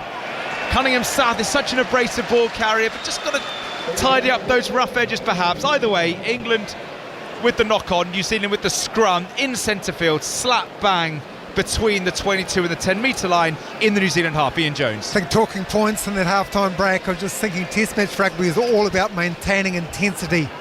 Can you keep those moments all for the remaining 40 minutes? England have done that for 40. The big question, can they do it for another 40? The All Blacks mindset will keep to attack. They played a lot of rugby in their own half. I don't think that will change. But it's those moments that both teams need to take. A few fans just making their way back to their seats around us. I'm still just looking for these tiny pockets of England support. We've got almost people going in ones, haven't we, in their England shirts? You know, expats out here. There are plenty of friends and family from the England players' point of view over on the far side. You can see little pockets of white shirts, but on the whole, it's a sea of black as the scrum goes down reset. Chris, Dunedin is the Edinburgh of the South. So I don't think even the locals aren't going to be going for the English side. For sure. It's such a fascinating city, isn't it? It's a kind of a idiosyncratic student town with some kind of quite basic architecture and some beautiful buildings as well. Well, one thing we've done in New Zealand pretty well over the years to our detriment, is pull down beautiful buildings. They haven't done so here because of the Scottish heritage. You see, they don't want to waste anything. Yeah, it's a student town. Good vibe late at night, and I was walking the streets of Dunedin yesterday and saw a 6'6" bloke on a scooter, and it was the All Blacks captain Scott Barrett who was going out for an evening ride around town, looking very relaxed, but he won't be relaxed now in the middle of this scrum. New Zealand 10, England 10, 2 minutes in, penalty England at the scrum. New Zealand were going forward, and then it just started to turn, and Nika Ramashekeli and the aforementioned Scott Barrett, who I said was scooting around town without a care in the world yesterday, he looked slightly perplexed by that decision, because the All Blacks were going forward. Then the referee gave the penalty to England as the All Blacks infringed. Watching the replay here, Ian Jones, a really interesting call from the referee. A dominant hit. Ethan de Groot, the loose head prop for the All Blacks, is walking around and then stands up. And then through the pressure, stands up. And so the All Blacks could have had on 3 or 4 occasions chance to move it. The engagement was good. So what I talked about, that 5 minutes before the break, key area for the All Blacks, well, Marcus Smith gets this at 6-0 within 3 minutes. And that is a key part of the game. 2 minutes before, well, right on half time, 2 minutes in the second half, 6 points. The margins are so fine because at times the All Blacks looked like they were cutting loose in that first half. England scrambled brilliantly. They scored before the end of the half in the final play to level it up at 10-0, and now Marcus Smith from bang in front. Surely he's got to nail this one, but he's missed it to the left. It's a sitter. Smith has missed a kicker's version of an open goal from 35 metres. Let's bring in the kicking expert, Paul Grayson. Grace, what's happened there as Smith passes up the chance to put England into the lead in Dunedin? Yeah, that is a huge miss. He just hit flat, low and left like the first one. That's a Rory McIlroy 3-footer. It's an anomaly from Smith, normally so accurate. Touched on his test record in the first half, kicking at 85%, but that is a howler when you're a long way from home. That could be the difference at the end. And he's got to make sure it doesn't affect his confidence. He put up a high ball which was taken really capably by Perifeta. New Zealand have shown the intent to play from all parts of the pitch, England being that little bit more traditional, and England have got in there and stolen it, and Finn Baxter's away. Oh, great hands, Will Stewart. England are only 10 metres out here, 10 points all. Alex Mitchell comes to the left, George Martin to Ben Earl. He's hacked down, but it's there for Mitchell, who comes to the right. George Furbank steps inside, looking for space, the Northampton 15. What a chance this is for England. Minutes into the second half. Oh, Ardie Saveur's won that at the breakdown. Ian Jones touched upon it in the first half. If England are isolated, Saveur and Powers will eat it for breakfast, and New Zealand hang on, and England have had 2 chances to score there from the boot of Smith and then with the ball in hand. I think, Chris, what happened there, Alex Mitchell, the scrum half for England, just getting miscommunication both ways on 3 occasions. He went the wrong way, went left on occasion, should have gone right, vice versa the other way. But what New Zealand have been guilty of, playing too much football in their own half. Is this what we've got to learn to live with under Scott Robinson, risk and reward, or do we have to play what you keep mentioning, the All Black way, which is territory, which is pressure, which is points? Yeah, relying a lot on their individual brilliance, aren't they, the All Blacks? But a couple of times it's led them down a dark alley, and England had such a chance there, but it stays at 10 points all. Big kick from Mackenzie. Faye-Waboso takes it, and he looks to counter-attack. Manny Faye-Waboso, good ball inside. Henry Slade over the halfway line. Tackled by Saveur. At least that means Saveur can't steal on the floor. He's so dangerous on the turnover is Saveur. There's Ben Earl. Set up. Alex Mitchell comes down the blind side. He's good down there, is Mitchell. Often makes room, often makes something happen down the short side. Earl tips it on to Martin, this giant lock. Good start to the second half, this from England, as Marcus Smith puts Cunningham South through. Great carry, Chandler Cunningham South, and a big clear from Stewart. George Martin again, he's on one this second half, is the Leicester lock. 10 points all, 6 minutes gone, but all England in this second half. Chandler Cunningham South, great ball, Marcus Smith. Sam Underhill on the charge, set up, centre field, 12 metres out. Marcus Smith dancing, almost getting through is Smith. Kind of tired All Blacks bodies. Can England exploit that? Tommy Freeman's 2 metres out. He couldn't be closer. England need composure. Itoje looking for a second. Have they got the smarts, the wherewithal and the accuracy to score? Feyi Weboso's hugging this left touchline. Marcus Smith is saying to the forwards, you keep it for now. To the right of the post, England inches short in Dunedin. 10 points all, 7 minutes into the second half. England haven't won in New Zealand for 21 years. They may not get a better chance in a generation. Marcus Smith to Bennell. Bennell's caught under the crossbar. England need forwards to carry Marcus Smith. Mani Feyi Weboso walks it in down the left. And England lead in Dunedin by 15 points to 10. And that was class and composure. Smith to Feyi Weboso, and the pockets of England fans, they're up on their feet now and they're dancing in the stadium under the roof. England lead in Dunedin. All set up brilliantly by the field position that the pressure of the English defence got them. The All Blacks wanted to play rugby in their own half. Guilty of that, that's a risk reward we keep talking about. But England convert their chances, and on this time, Paul, the English wingers playing with width, hugging the sideline because of that, and Marcus Smith has absolutely orchestrated the first 5 minutes, the stepping, the ball in two hands. Love the way the attacks, ball in two hands, always questioning the All Black defence. Well worked try.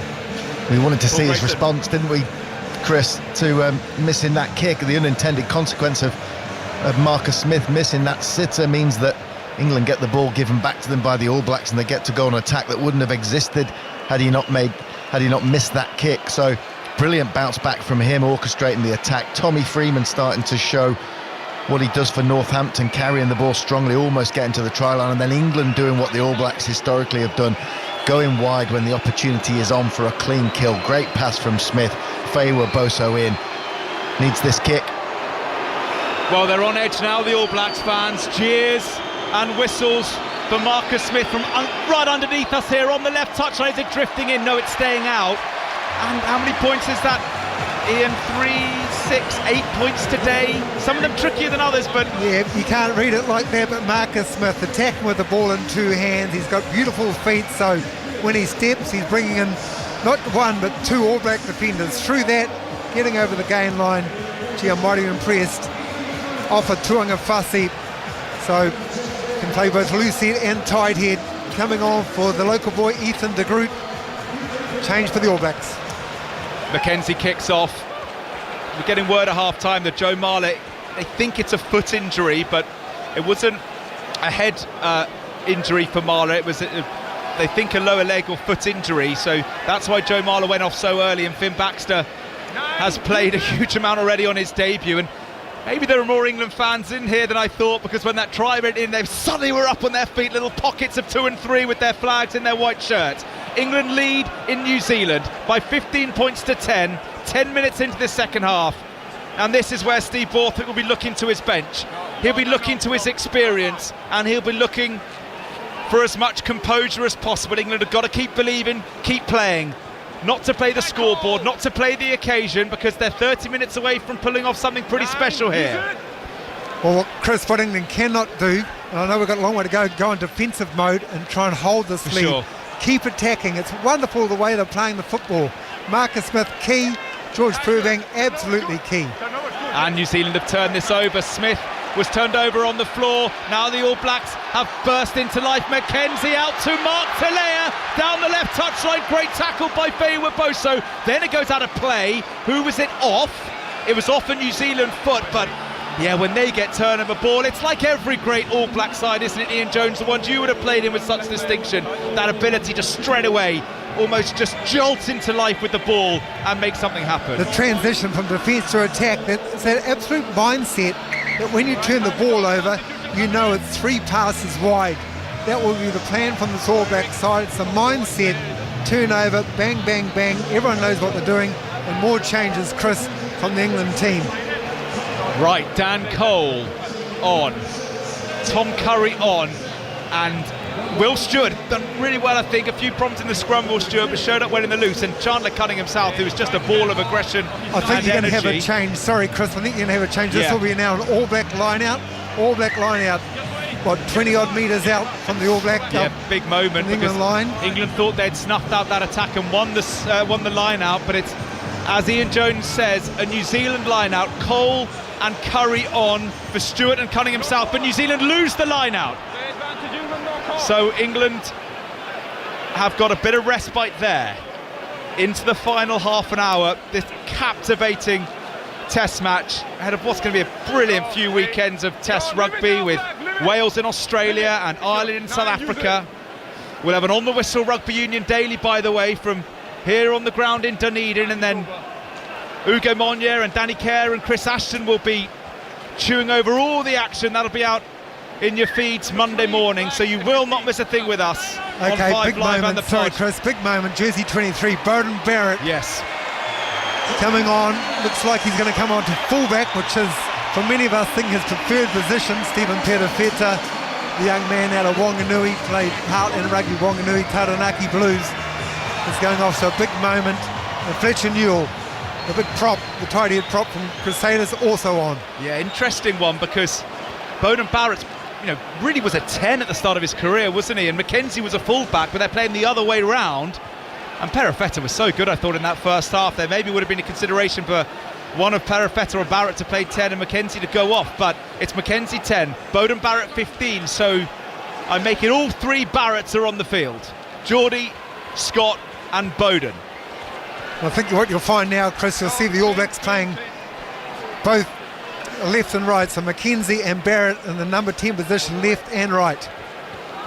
Mackenzie's kick for Scott Barrett. Henry Slade does well, diving back like he's in the outfield in cricket and taking that well over his shoulder. 52 minutes gone, New Zealand 10, England 15. Jamie George with a trundle, he stuck his head down, the captain, and took matters into his own hands, and England just need to be clear in their plan. They've defended well, they've scrambled well, they've taken their opportunities on the whole when they've come, they've been a bit indecisive, and that's the indecision costing them, because they weren't really going anywhere and they dived off their feet and have given New Zealand a penalty. You either play or you kick. Well, on that occasion, sorry Chris, it was the All Blacks then. England been so good at getting up over the gain line. On that side, it was line speed from the All Blacks, attacking the pod of England. Semi Fino getting over the ball, and it's the All Blacks on this occasion with Mackenzie will go for the 3, trying to make it 15-13. England have such a strong attacking mindset of speed, the pace, the width. It's lived with them, it's got them the 15 points. It's just a real key, can they maintain that? Well, let's see if Paul Grayson, what you would do in this situation. 53 minutes gone, New Zealand 10, England 15. As you'll do the kick, Grace, then we'll bring you in, give you a moment to consider your thoughts. Well, what are the key messages that England need to be sending around at the moment? Because if, as Ian Jones says, they go into that defensive mindset and kind of hope the game looks after itself, they will lose. New Zealand will score again. England have got to keep playing. Right, here is Damian Mackenzie for 3. 40 metres out, maybe a couple more on the angle to cut the gap to 2 points in Dunedin. Fans around us, quiet for their kicker. Up he steps, Mackenzie. He likes it. The fans like it. They're not on their feet. They're still a little bit nervous. They're still waiting for the All Blacks to put this away. It's a 2-point game. New Zealand 13, England 15. Paul Grayson, right, messages and the way England need to play for the final 25. From England's point of view, if the All Blacks are chipping ahead, Mackenzie for Scott Barrett to chase, that is a win for the defensive team. That is a win for England. It means the All Blacks are getting smashed in the tackle, smashed in the breakdown, and they've put the ball on the toe. Speculative little kick. What you can't do then is hand them back the initiative by being indecisive. Tom Curry off his feet in the breakdown gave the penalty, gave the 3 points. Once you force the All Blacks to give the ball back to you, be decisive in your actions. Run or kick, do it quick.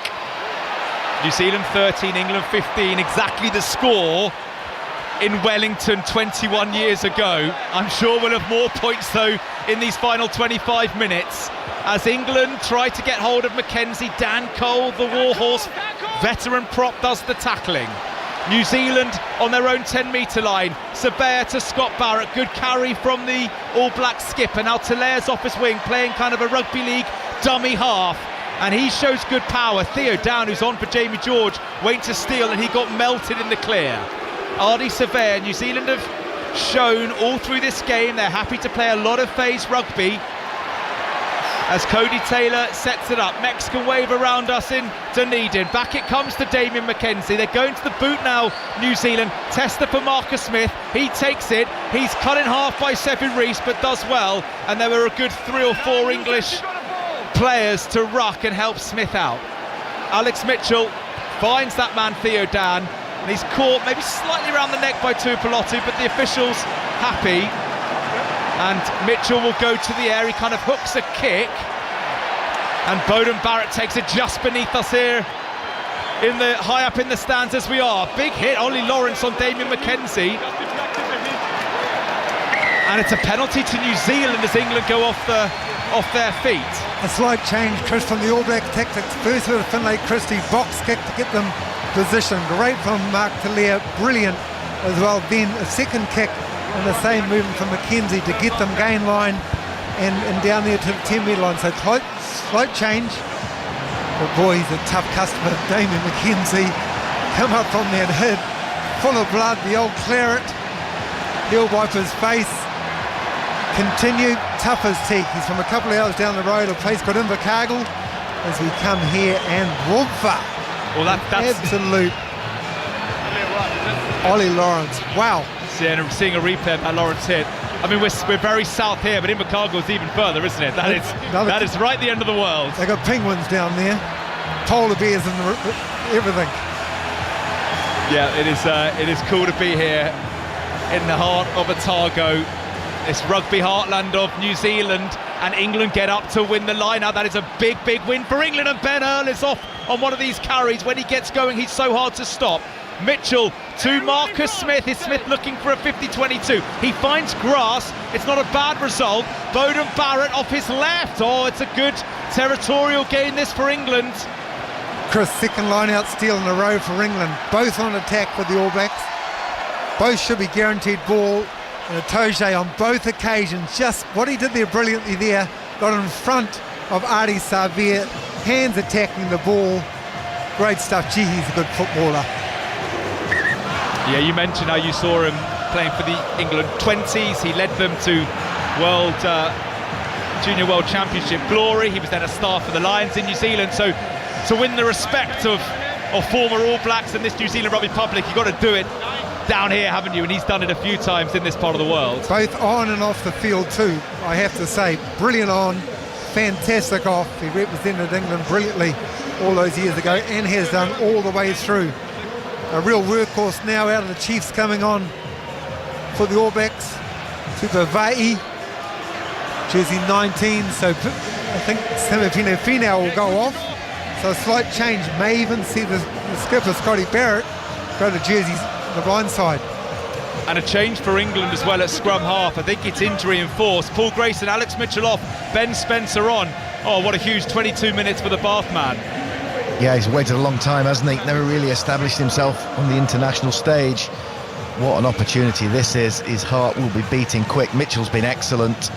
He really is an accelerant for the team. If you can get him quick ball, he's so dangerous in the carry, brings other players on. England can't lose the tempo. They don't want to fall into defensive mode, as you touched on earlier, Chris. They need to stick to their template because it's working for them so far. And they've got good field position here. Tom Curry drives, 22, Ben Spencer to the right, out the back, Underhill, Furbank. Oh, there might be a penalty there.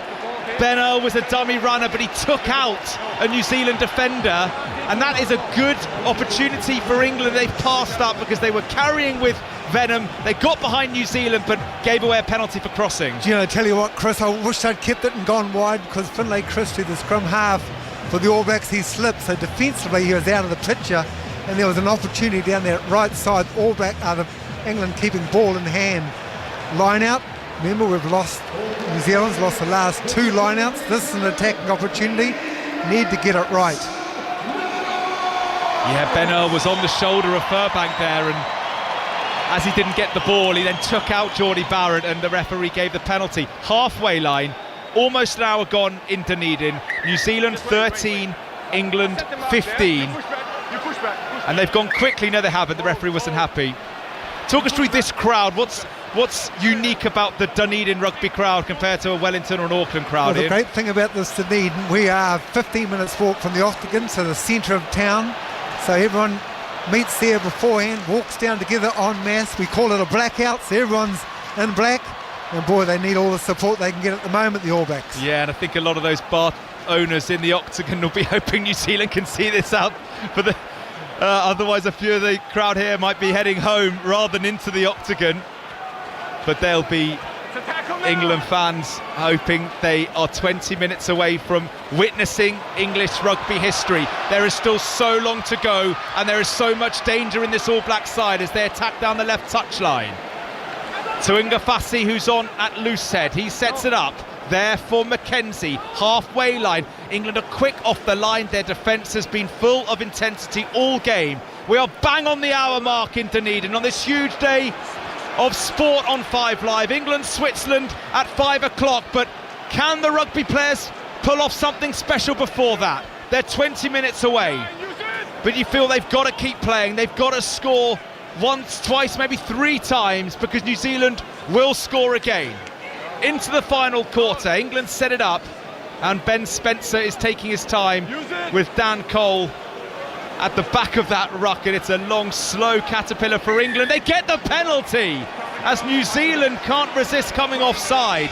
It's a cheap penalty, Ian Jones. It's just what England needed, and it's just what the All Blacks don't. We call them coach killers. Cody Taylor on that occasion, so static ball, England not going anywhere. They have to do a box kick, therefore the All Blacks will retain possession. But Cody Taylor just sneaking around, and once more Marcus Smith. What I've been so impressed with Marcus Smith, his ability, we'll talk about his feet, but his hands, just to show and go, a little dummy running with the ball in 2 hands, always questioning the defence, doing that, committing numbers. He's been a real standout. He's a wonderful game so far, 60 minutes in. He just has to keep pushing it all the way. Now, the chief skipper, a guy called Luke Jacobson, concrete shoulders they call him here, defensively outstanding. He'll just go to the breakdown, work very hard. That's a change in the All Black forward pack. Yeah, still a few replacements for England. They have brought them on in drips and drabs. George Martin, he's having a good game, isn't he? Ben Spencer, Marcus Smith, still playing on the gain line. Marcus Smith, that's good to see. Here's Tom Curry, has hardly played any rugby this season. He was injured since the World Cup, so he is full of so much energy. Has he kept hold of that ball? Oh, just about. New Zealand are swarming over the breakdown. Smith might go for a drop goal here. No, it's too far out. So he'll kick for himself. That's dropping outside the 22. Mackenzie has it. Well played, Smith. Oh, what an offload from Mackenzie. Only Damien Mackenzie would try that. Geordie Barrett puts his boot through it. That's a good kick from Barrett.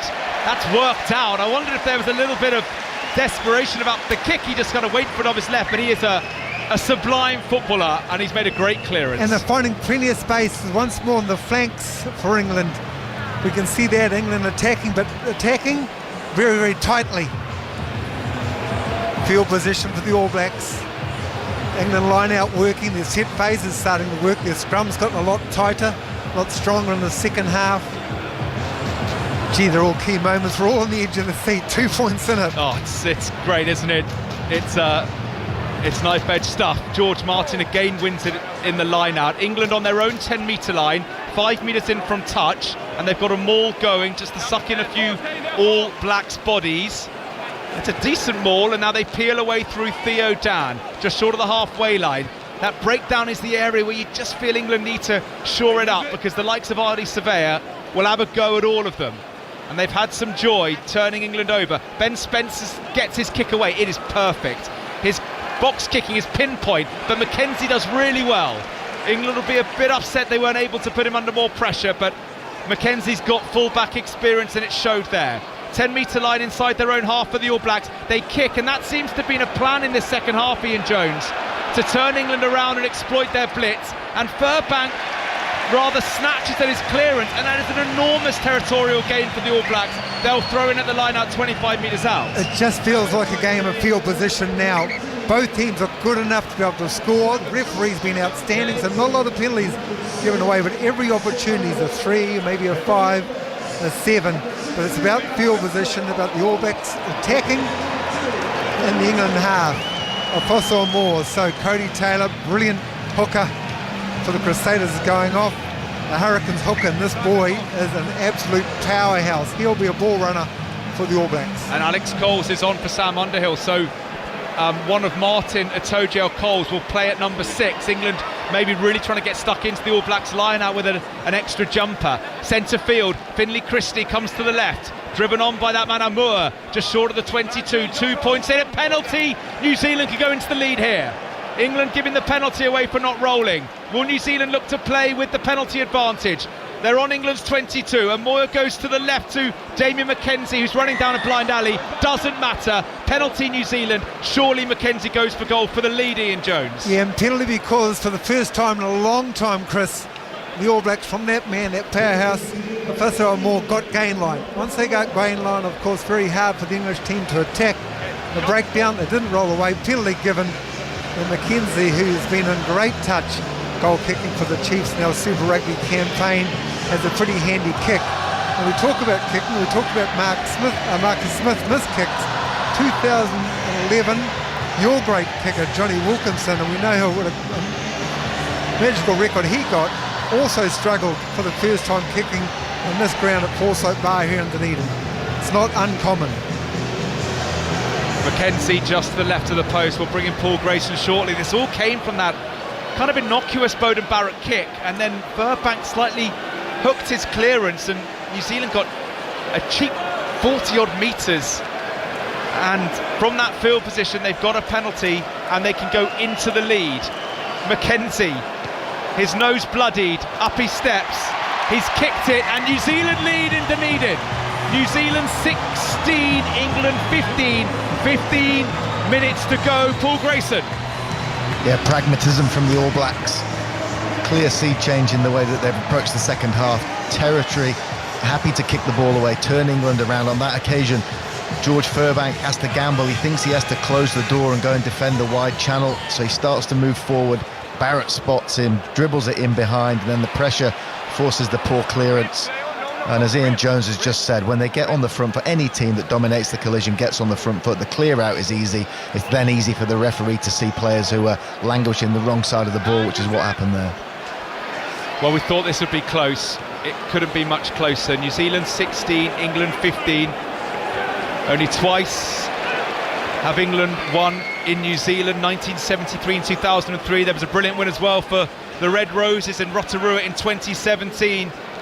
But for the men's side, just twice in history, and they're looking to make history and win for the first time in 21 years. And there are 13 and a half minutes left, and there's 1 point in it as Spencer gets his kick away. And I wonder if you're Steve Borthwick, do you think about Finn Smith? Do you think about Ollie Slightholme? They're the only two replacements left, but New Zealand are running it out. They're having a go from everywhere, the All Blacks. Beauden Barrett, it was who tried to break out. Now McKenzie kicks. Oh, Finn Smith is on. So Finn Smith has come on. We'll see whether he's on and Marcus Smith to fullback. No, I think Furbank is on as well. So Finn Smith has come on. What a moment for the 22-year-old. And he's scurrying around the backfield. He takes it just outside the 22. And he prods a kick downfield. Both teams know that territory is king here. And that's actually a really good kick from Finn Smith, because Beauden Barrett's on his own 5. And he gets it away well, but England have got territory in Jones. And they will throw in right below us, 25, maybe 26 metres out from the All Blacks line. England won that kicking battle, but what England don't want to get into is just a kicking battle with the All Blacks, because a poor kick will mean a counter-attack from the All Blacks. England, from a poor kick from the All Blacks, also have to have that same mindset.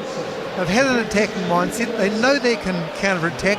They've got the speed, they've got the power to go through the game line. Got to keep that intent. Got to keep believing, England, because the All Blacks will keep believing they can win. Yeah, exactly. England have got to score a couple of times, you feel. With 12 and a half minutes left, they trailed by 1, but they have won the line out. Maro Itoje's had a brilliant game, hasn't he? He rebels in the bigger the occasion. What's Finn Smith got up his sleeve? What's Ben Spencer got up his sleeve? The mauler's gone down, but the referee's happy. And then Scott Barrett's played it on the floor, but the referee was content that he was legal, and it's applause. And it's fist pumps. We've not seen too many fist pumps from the All Blacks fans all around us in the stands. New Zealand have the scrum. Was the guy who came in, jersey 20. We talked about the chief skipper coming in. really strong in the breakdown. England had their chances to get rid of it. It did go down. Scott Barrett coming in with a shoulder that dislodged the ball. That was a turnover. Crucial moments, big moments, but I tell you what, we got 12 minutes to go. Kind of feels like we've got an hour to go. It's just so tight. I haven't sat down.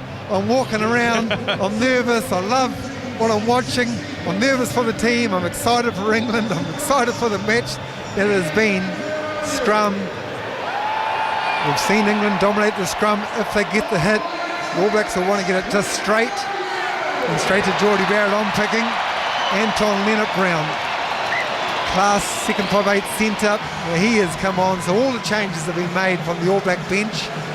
Geordie Barrett, Rico Ioane's gone off. Anton Lienert-Brown will join him in midfield. Yeah, go to number 13. Just the one change left for England. That's Ollie Slideholm. He's the kind of guy that could do something a little bit different. I wonder if Steve Borthwick might just think, 5 minutes, 10 minutes to go. Is it worth just seeing if Ollie Slideholm has got a miracle play like he produced in the Premiership final? Different stakes, of course, away in New Zealand. And yeah, you mentioned we're standing, as Paul Grayson will testify. Grace, always a big game when you're on your feet for the whole commentary, isn't it? Yeah, absolutely. And heart rate up, anxiety. The clock has suddenly slowed. Ian's just said it.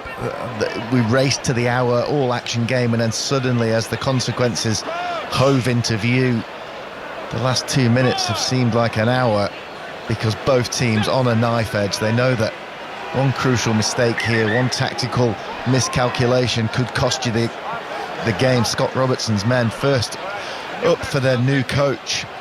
Nerves all round.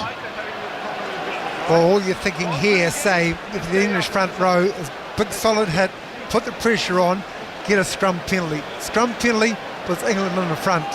The All Blacks, they just have to stay up, be solid, put it out to Damien McKenzie, find some field position. 1 point in at New Zealand, 16, England 15. We're almost into the final 10 minutes. What a way to start this huge day of sport on 5 Live and BBC Sounds. England, Switzerland at 5 o'clock. All the build-up from 4 will be in Germany throughout the afternoon. Will be at Wimbledon. Will be at the Grand Prix. Election special coming up in about an hour or 15 minutes or so.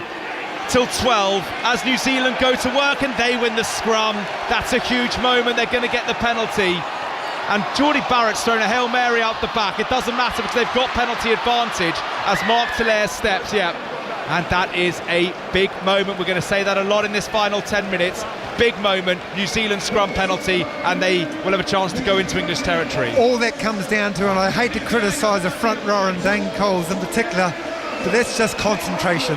They knew how important it was.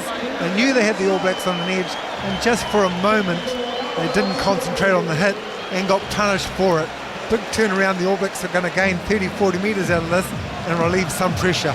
Well, Geordie Barrett makes his touch, but it wasn't, one of those searching kicks that go 40-50. It was more sort of 20-25 metres. Well, his brother would have looked at him and said, just kick the damn thing out. I think everyone listening who's played rugby at any level will know sometimes the forwards just say, just get it out, get the line out. It's a New Zealand line out. 10 metres into the English half, 9.5 minutes left on 5 Live and BBC Sounds. As I touched upon, election special coming up in 15 minutes or so. That'll take us through to midday and Wimbledon, and then 4 o'clock, all the build up to England against Switzerland. Ian Jones, free kick, England, they've got the ball back, and Finn Smith hoisted it to the Dunedin sky. Another huge error at the lineouts for the All Blacks. It was balking, turned over, put up the Gary Owen, the high kick. All Blacks got back into possession. Opportunity lost for England. And like any captivating game of rugby, different facets, different areas are being contested in different ways. The scrum is New Zealand's at the moment. The line-out seems to be England's. The scoreboard is New Zealand's by the barest of margins. New Zealand 16, England 15. George Burbank loses it. Backwards it went off New Zealand, I think. But New Zealand have won that little exchange. Atoje's trying to steal, but he won't be able to from that position. Christie, halfway line. Back it goes. They're kicking so much more in this second half, New Zealand, and they're getting joy over the back of the English wingers. Tommy Freeman's done pretty well there, but it might give McKenzie The electric Damien McKenzie, a chance to counter-attack. Beauden Barrett, was he caught by Finn Baxter?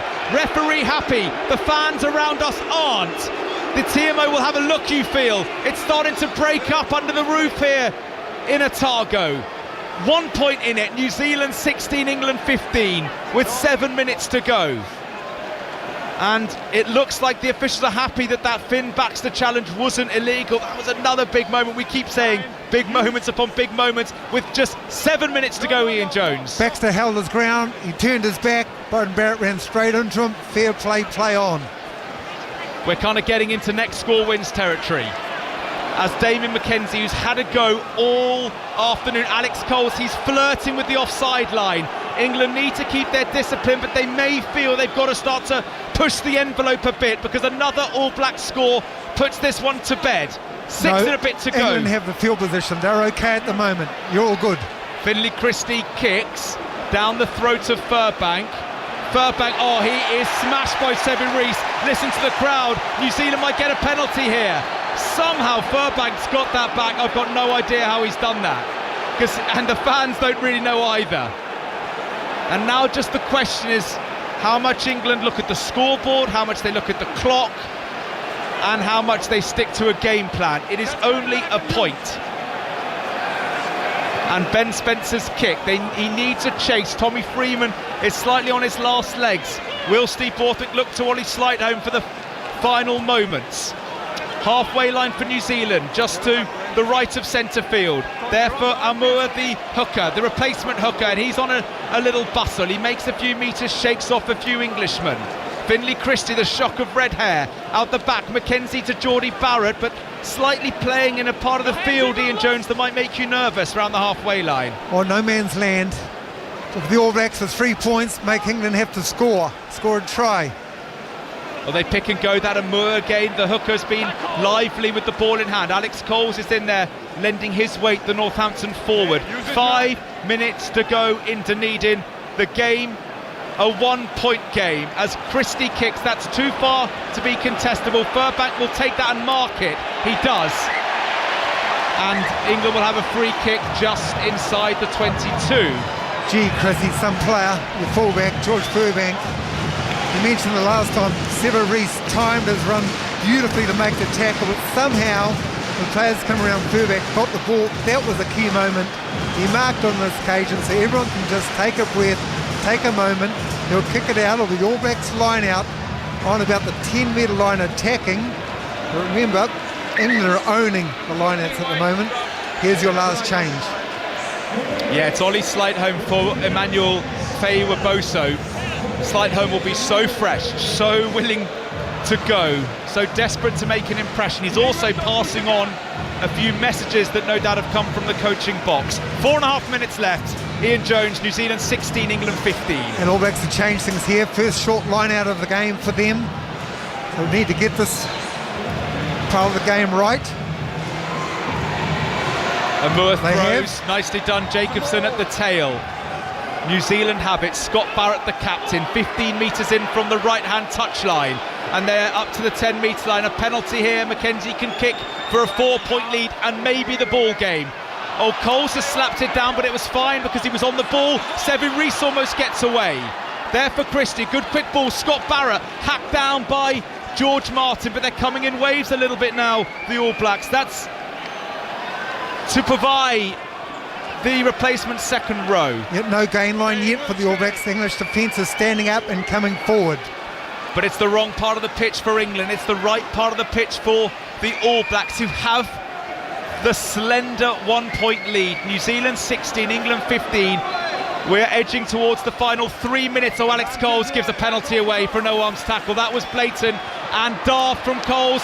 Crossfield to Talea, good tackle on Mark Talea, but New Zealand are going to get a penalty here as Barrett kicks it away. Alex Coles has gone in with a no-arms tackle.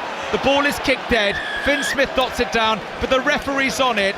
Alex Coles giving the penalty away. We could see it from up here. The referee's not going to miss it there. And Damien McKenzie can take the full minute, and England are going to have to score a try here if he kicks it. The big difference in the last 30 minutes of this game as opposed to the first 10 minutes of the second half, All Blacks are playing for territory and playing rugby in England's half. England are defending with the same intent, with the same intensity, just All Blacks playing in the right areas of the field. Dane McKenzie on his right side, his favoured side, on the 15-metre line, about 35 metres out. This to push it ahead with 4 points, and that means England have to try and score a try. It takes the drop goal out, doesn't it? It takes the last second penalty kick out of the equation. And you just wonder whether England are going to rue a few discipline lapses, a few missed opportunities. They've gone behind the All Blacks once or twice this second half and made mistakes. Yes, but Chris, with intensity, the way that England are playing, you're going to give away the odd penalty. Their mindset's been right, their physicality's been brilliant, and sometimes the game of rugby just throws up the odd penalty now and again. But for this game, actually isn't over yet. Minute and a half, kick to come. He takes his time, McKenzie. Here we go. He's been timed out. You said he takes his time. He's been timed out. Unbelievable scenes in Dunedin. Damien McKenzie, just when you said he takes his time, the referee said you've taken too long. He's gone over the minute, and England are still, they would have been in it anyway, but they are still a drop goal or a penalty away from victory. Well, what England need to do now is get within the 10-metre line at least to bring the penalty into play.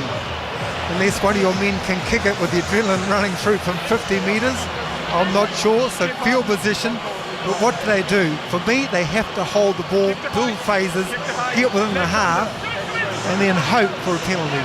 Into the final minute, England perhaps need a scrum penalty, or they're going to have to go from 70 metres. We'll get the view of Paul Grayson shortly as the scrum goes down. An enormous scrum for both sides with 40 seconds left on the clock. New Zealand 16, England 15.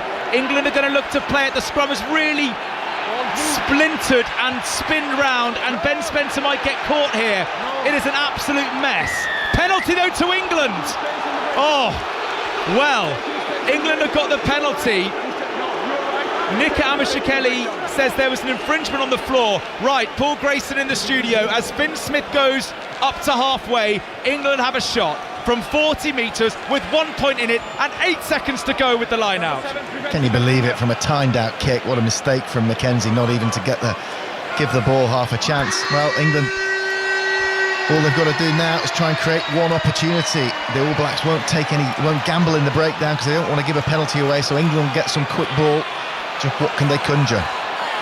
It all comes down to this. Coles wins it. Spencer to Finn Smith. Halfway line. Ben Earl. They're not in drop goal range. Not for at least another 10.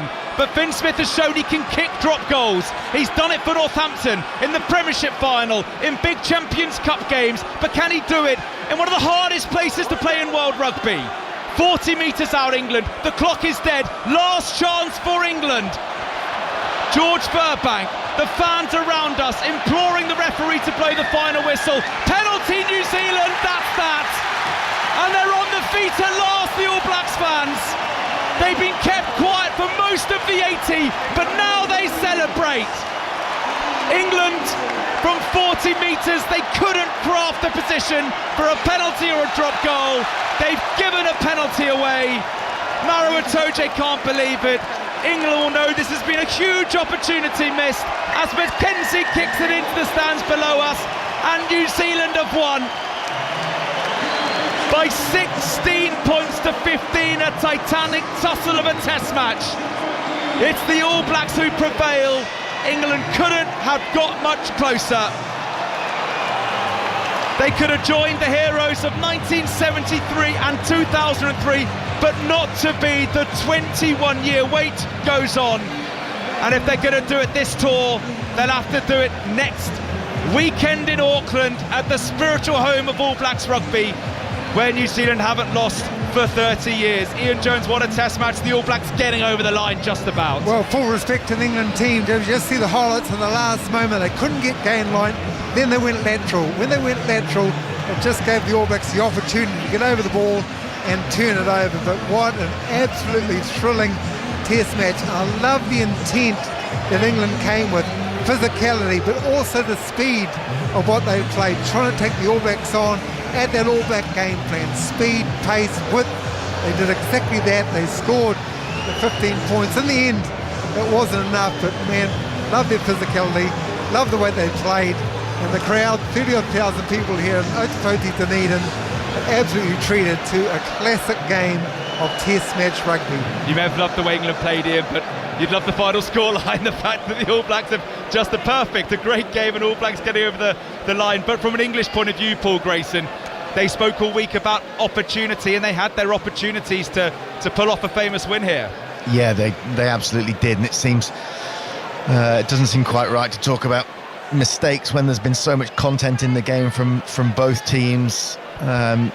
England played the way they wanted to play, and had Marcus Smith kicked 2 more goals, then they'd probably have been out of sight and got that win. And history shows that you've got a chance against or if you're a good team, you've got a chance against them in the first game of a series. You rarely get it in the second. This is their first game in 8 months, the All Blacks. Huge sigh of relief I've just seen from their coach Scott Robertson, exhaling a massive breath once that final whistle was given and his side have scrapped for a great 1-point win. But England will rue that. On the plus side, Finn Baxter, George Martin, Marrow's back, Tom Curry, Underhill, Chandler Cunningham South, Furbank. You can read out virtually every name in the 23 and say young, up and coming. England are going to be a force over the next few years, I think. Yeah, signs that England are really at the top table of world rugby, but they'll feel this is one that has slipped by. Eden Park next, and just quickly, Ian Jones, 30 seconds or so before we go to Chris Warburton for our election special. Let's do it all again next weekend. Well, I can start to breathe a little bit now, and I think I was getting the tenser and more tight, like All Black fans were, like All Black players were going to Eden Park.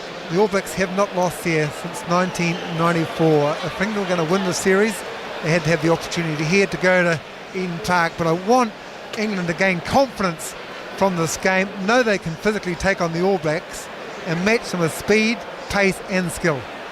Well, what a game here, but it's been won by New Zealand. England so close, but yet so far to a first win on New Zealand soil in 20 years, but it's New Zealand who edge it, 16 points to 15. Ian Jones and Paul Grayson, brilliant to have your company here on 5 Live. But if you want more reaction, the Rugby Union Daily podcast will be out in the next couple of hours with Ian, with Paul Grayson, with some reaction which we'll go and get from both camps shortly. But that's all from us here in Dunedin live on 5 Live as England look crestfallen in front of us. The All Blacks are in a celebratory huddle. An election special coming up before a mammoth afternoon of sport. So let's go back to Chris Warburton. Chris, all yours.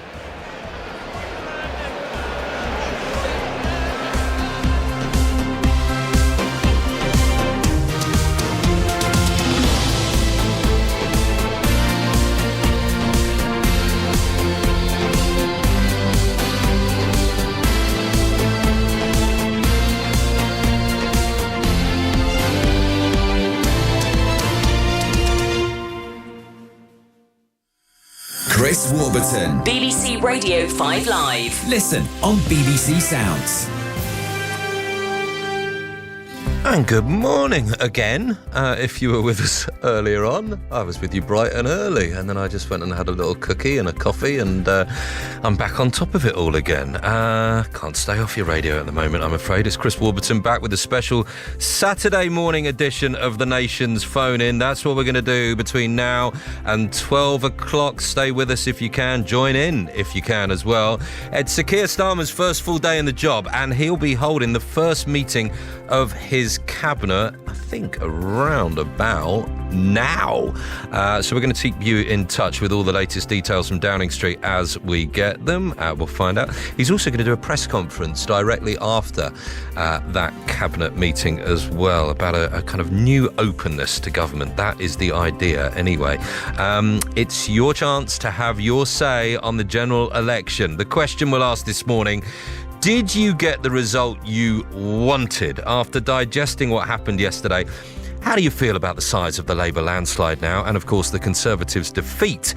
Are you excited or concerned about what the government might do with this whopping majority, a kind of political blank check they have, the mandate to get whatever they want through, really? Change. Are you confident, expectant? or a little sceptical over whether it can be delivered? Are you on day one more positive or not for the future of the country? How hopeful are you in the new Prime Minister, the new man at the top? Will he be different in power to how he was in opposition? What do you think? And what now for the Conservatives then? What direction will they take? There's got to be a lot of soul searching to go on. What direction should they take, do you think? And what do you make of the performance of the other parties too? The resurgence of the Liberal Democrats, the SNP's dramatic slump in Scotland, the success of Reform, Green, Plaid, number of independents too. Big area of discussion as well is the fairness of the voting system. Vote share versus seats won. Is it fair or not? Some of you... We've been talking about this. I mean, I was on the radio a lot yesterday and it came up a lot, and some of you saying on the text, this is the system we've got, stop going on about it.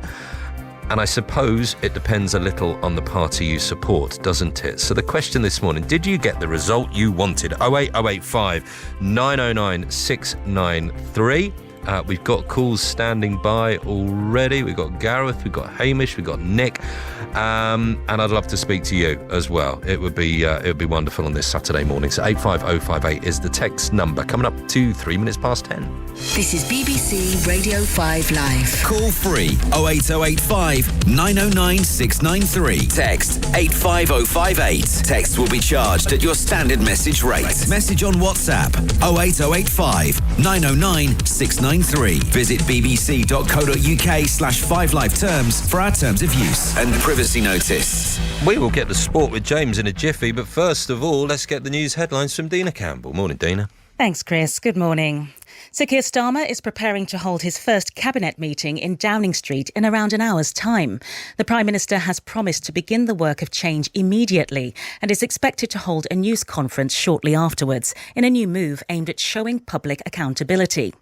The new Health Secretary, Wes Streeting, has announced he'll restart negotiations with junior doctors in England next week as part of efforts to try to end a long-running dispute about pay. Their union, the British Medical Association, says they're glad he's kept his word by calling them on the first day of the Labour government. Joe Biden has insisted he's the best person to beat Donald Trump in November's presidential election, despite further calls from fellow Democrats for him to withdraw. Speaking in his first TV interview since his debate with Mr. Trump, President Biden brushed aside the idea that he should undergo a neurological examination. And England's footballers will try to reach the semi-finals of the Euros when they take on Switzerland this afternoon. Many fans have been disappointed with their performances so far. Here's James Gregg with more. Yes, thank you very much, Dina. That is absolutely right. It is another weekend tea time appointment for England fans, despite the underwhelming tournament so far. There are many who do remain confident ahead of that quarter-final against Switzerland. We've got full coverage, of course, on 5 Live from 4 o'clock later on. Well, Spain and France can rest easy this morning. They booked their place in the semi-finals of the tournament last night. Both matches went to extra time. Spain dumped the hosts, Germany out. France overcame Portugal on penalties. And Andy Murray's already had one emotional goodbye at Wimbledon, where I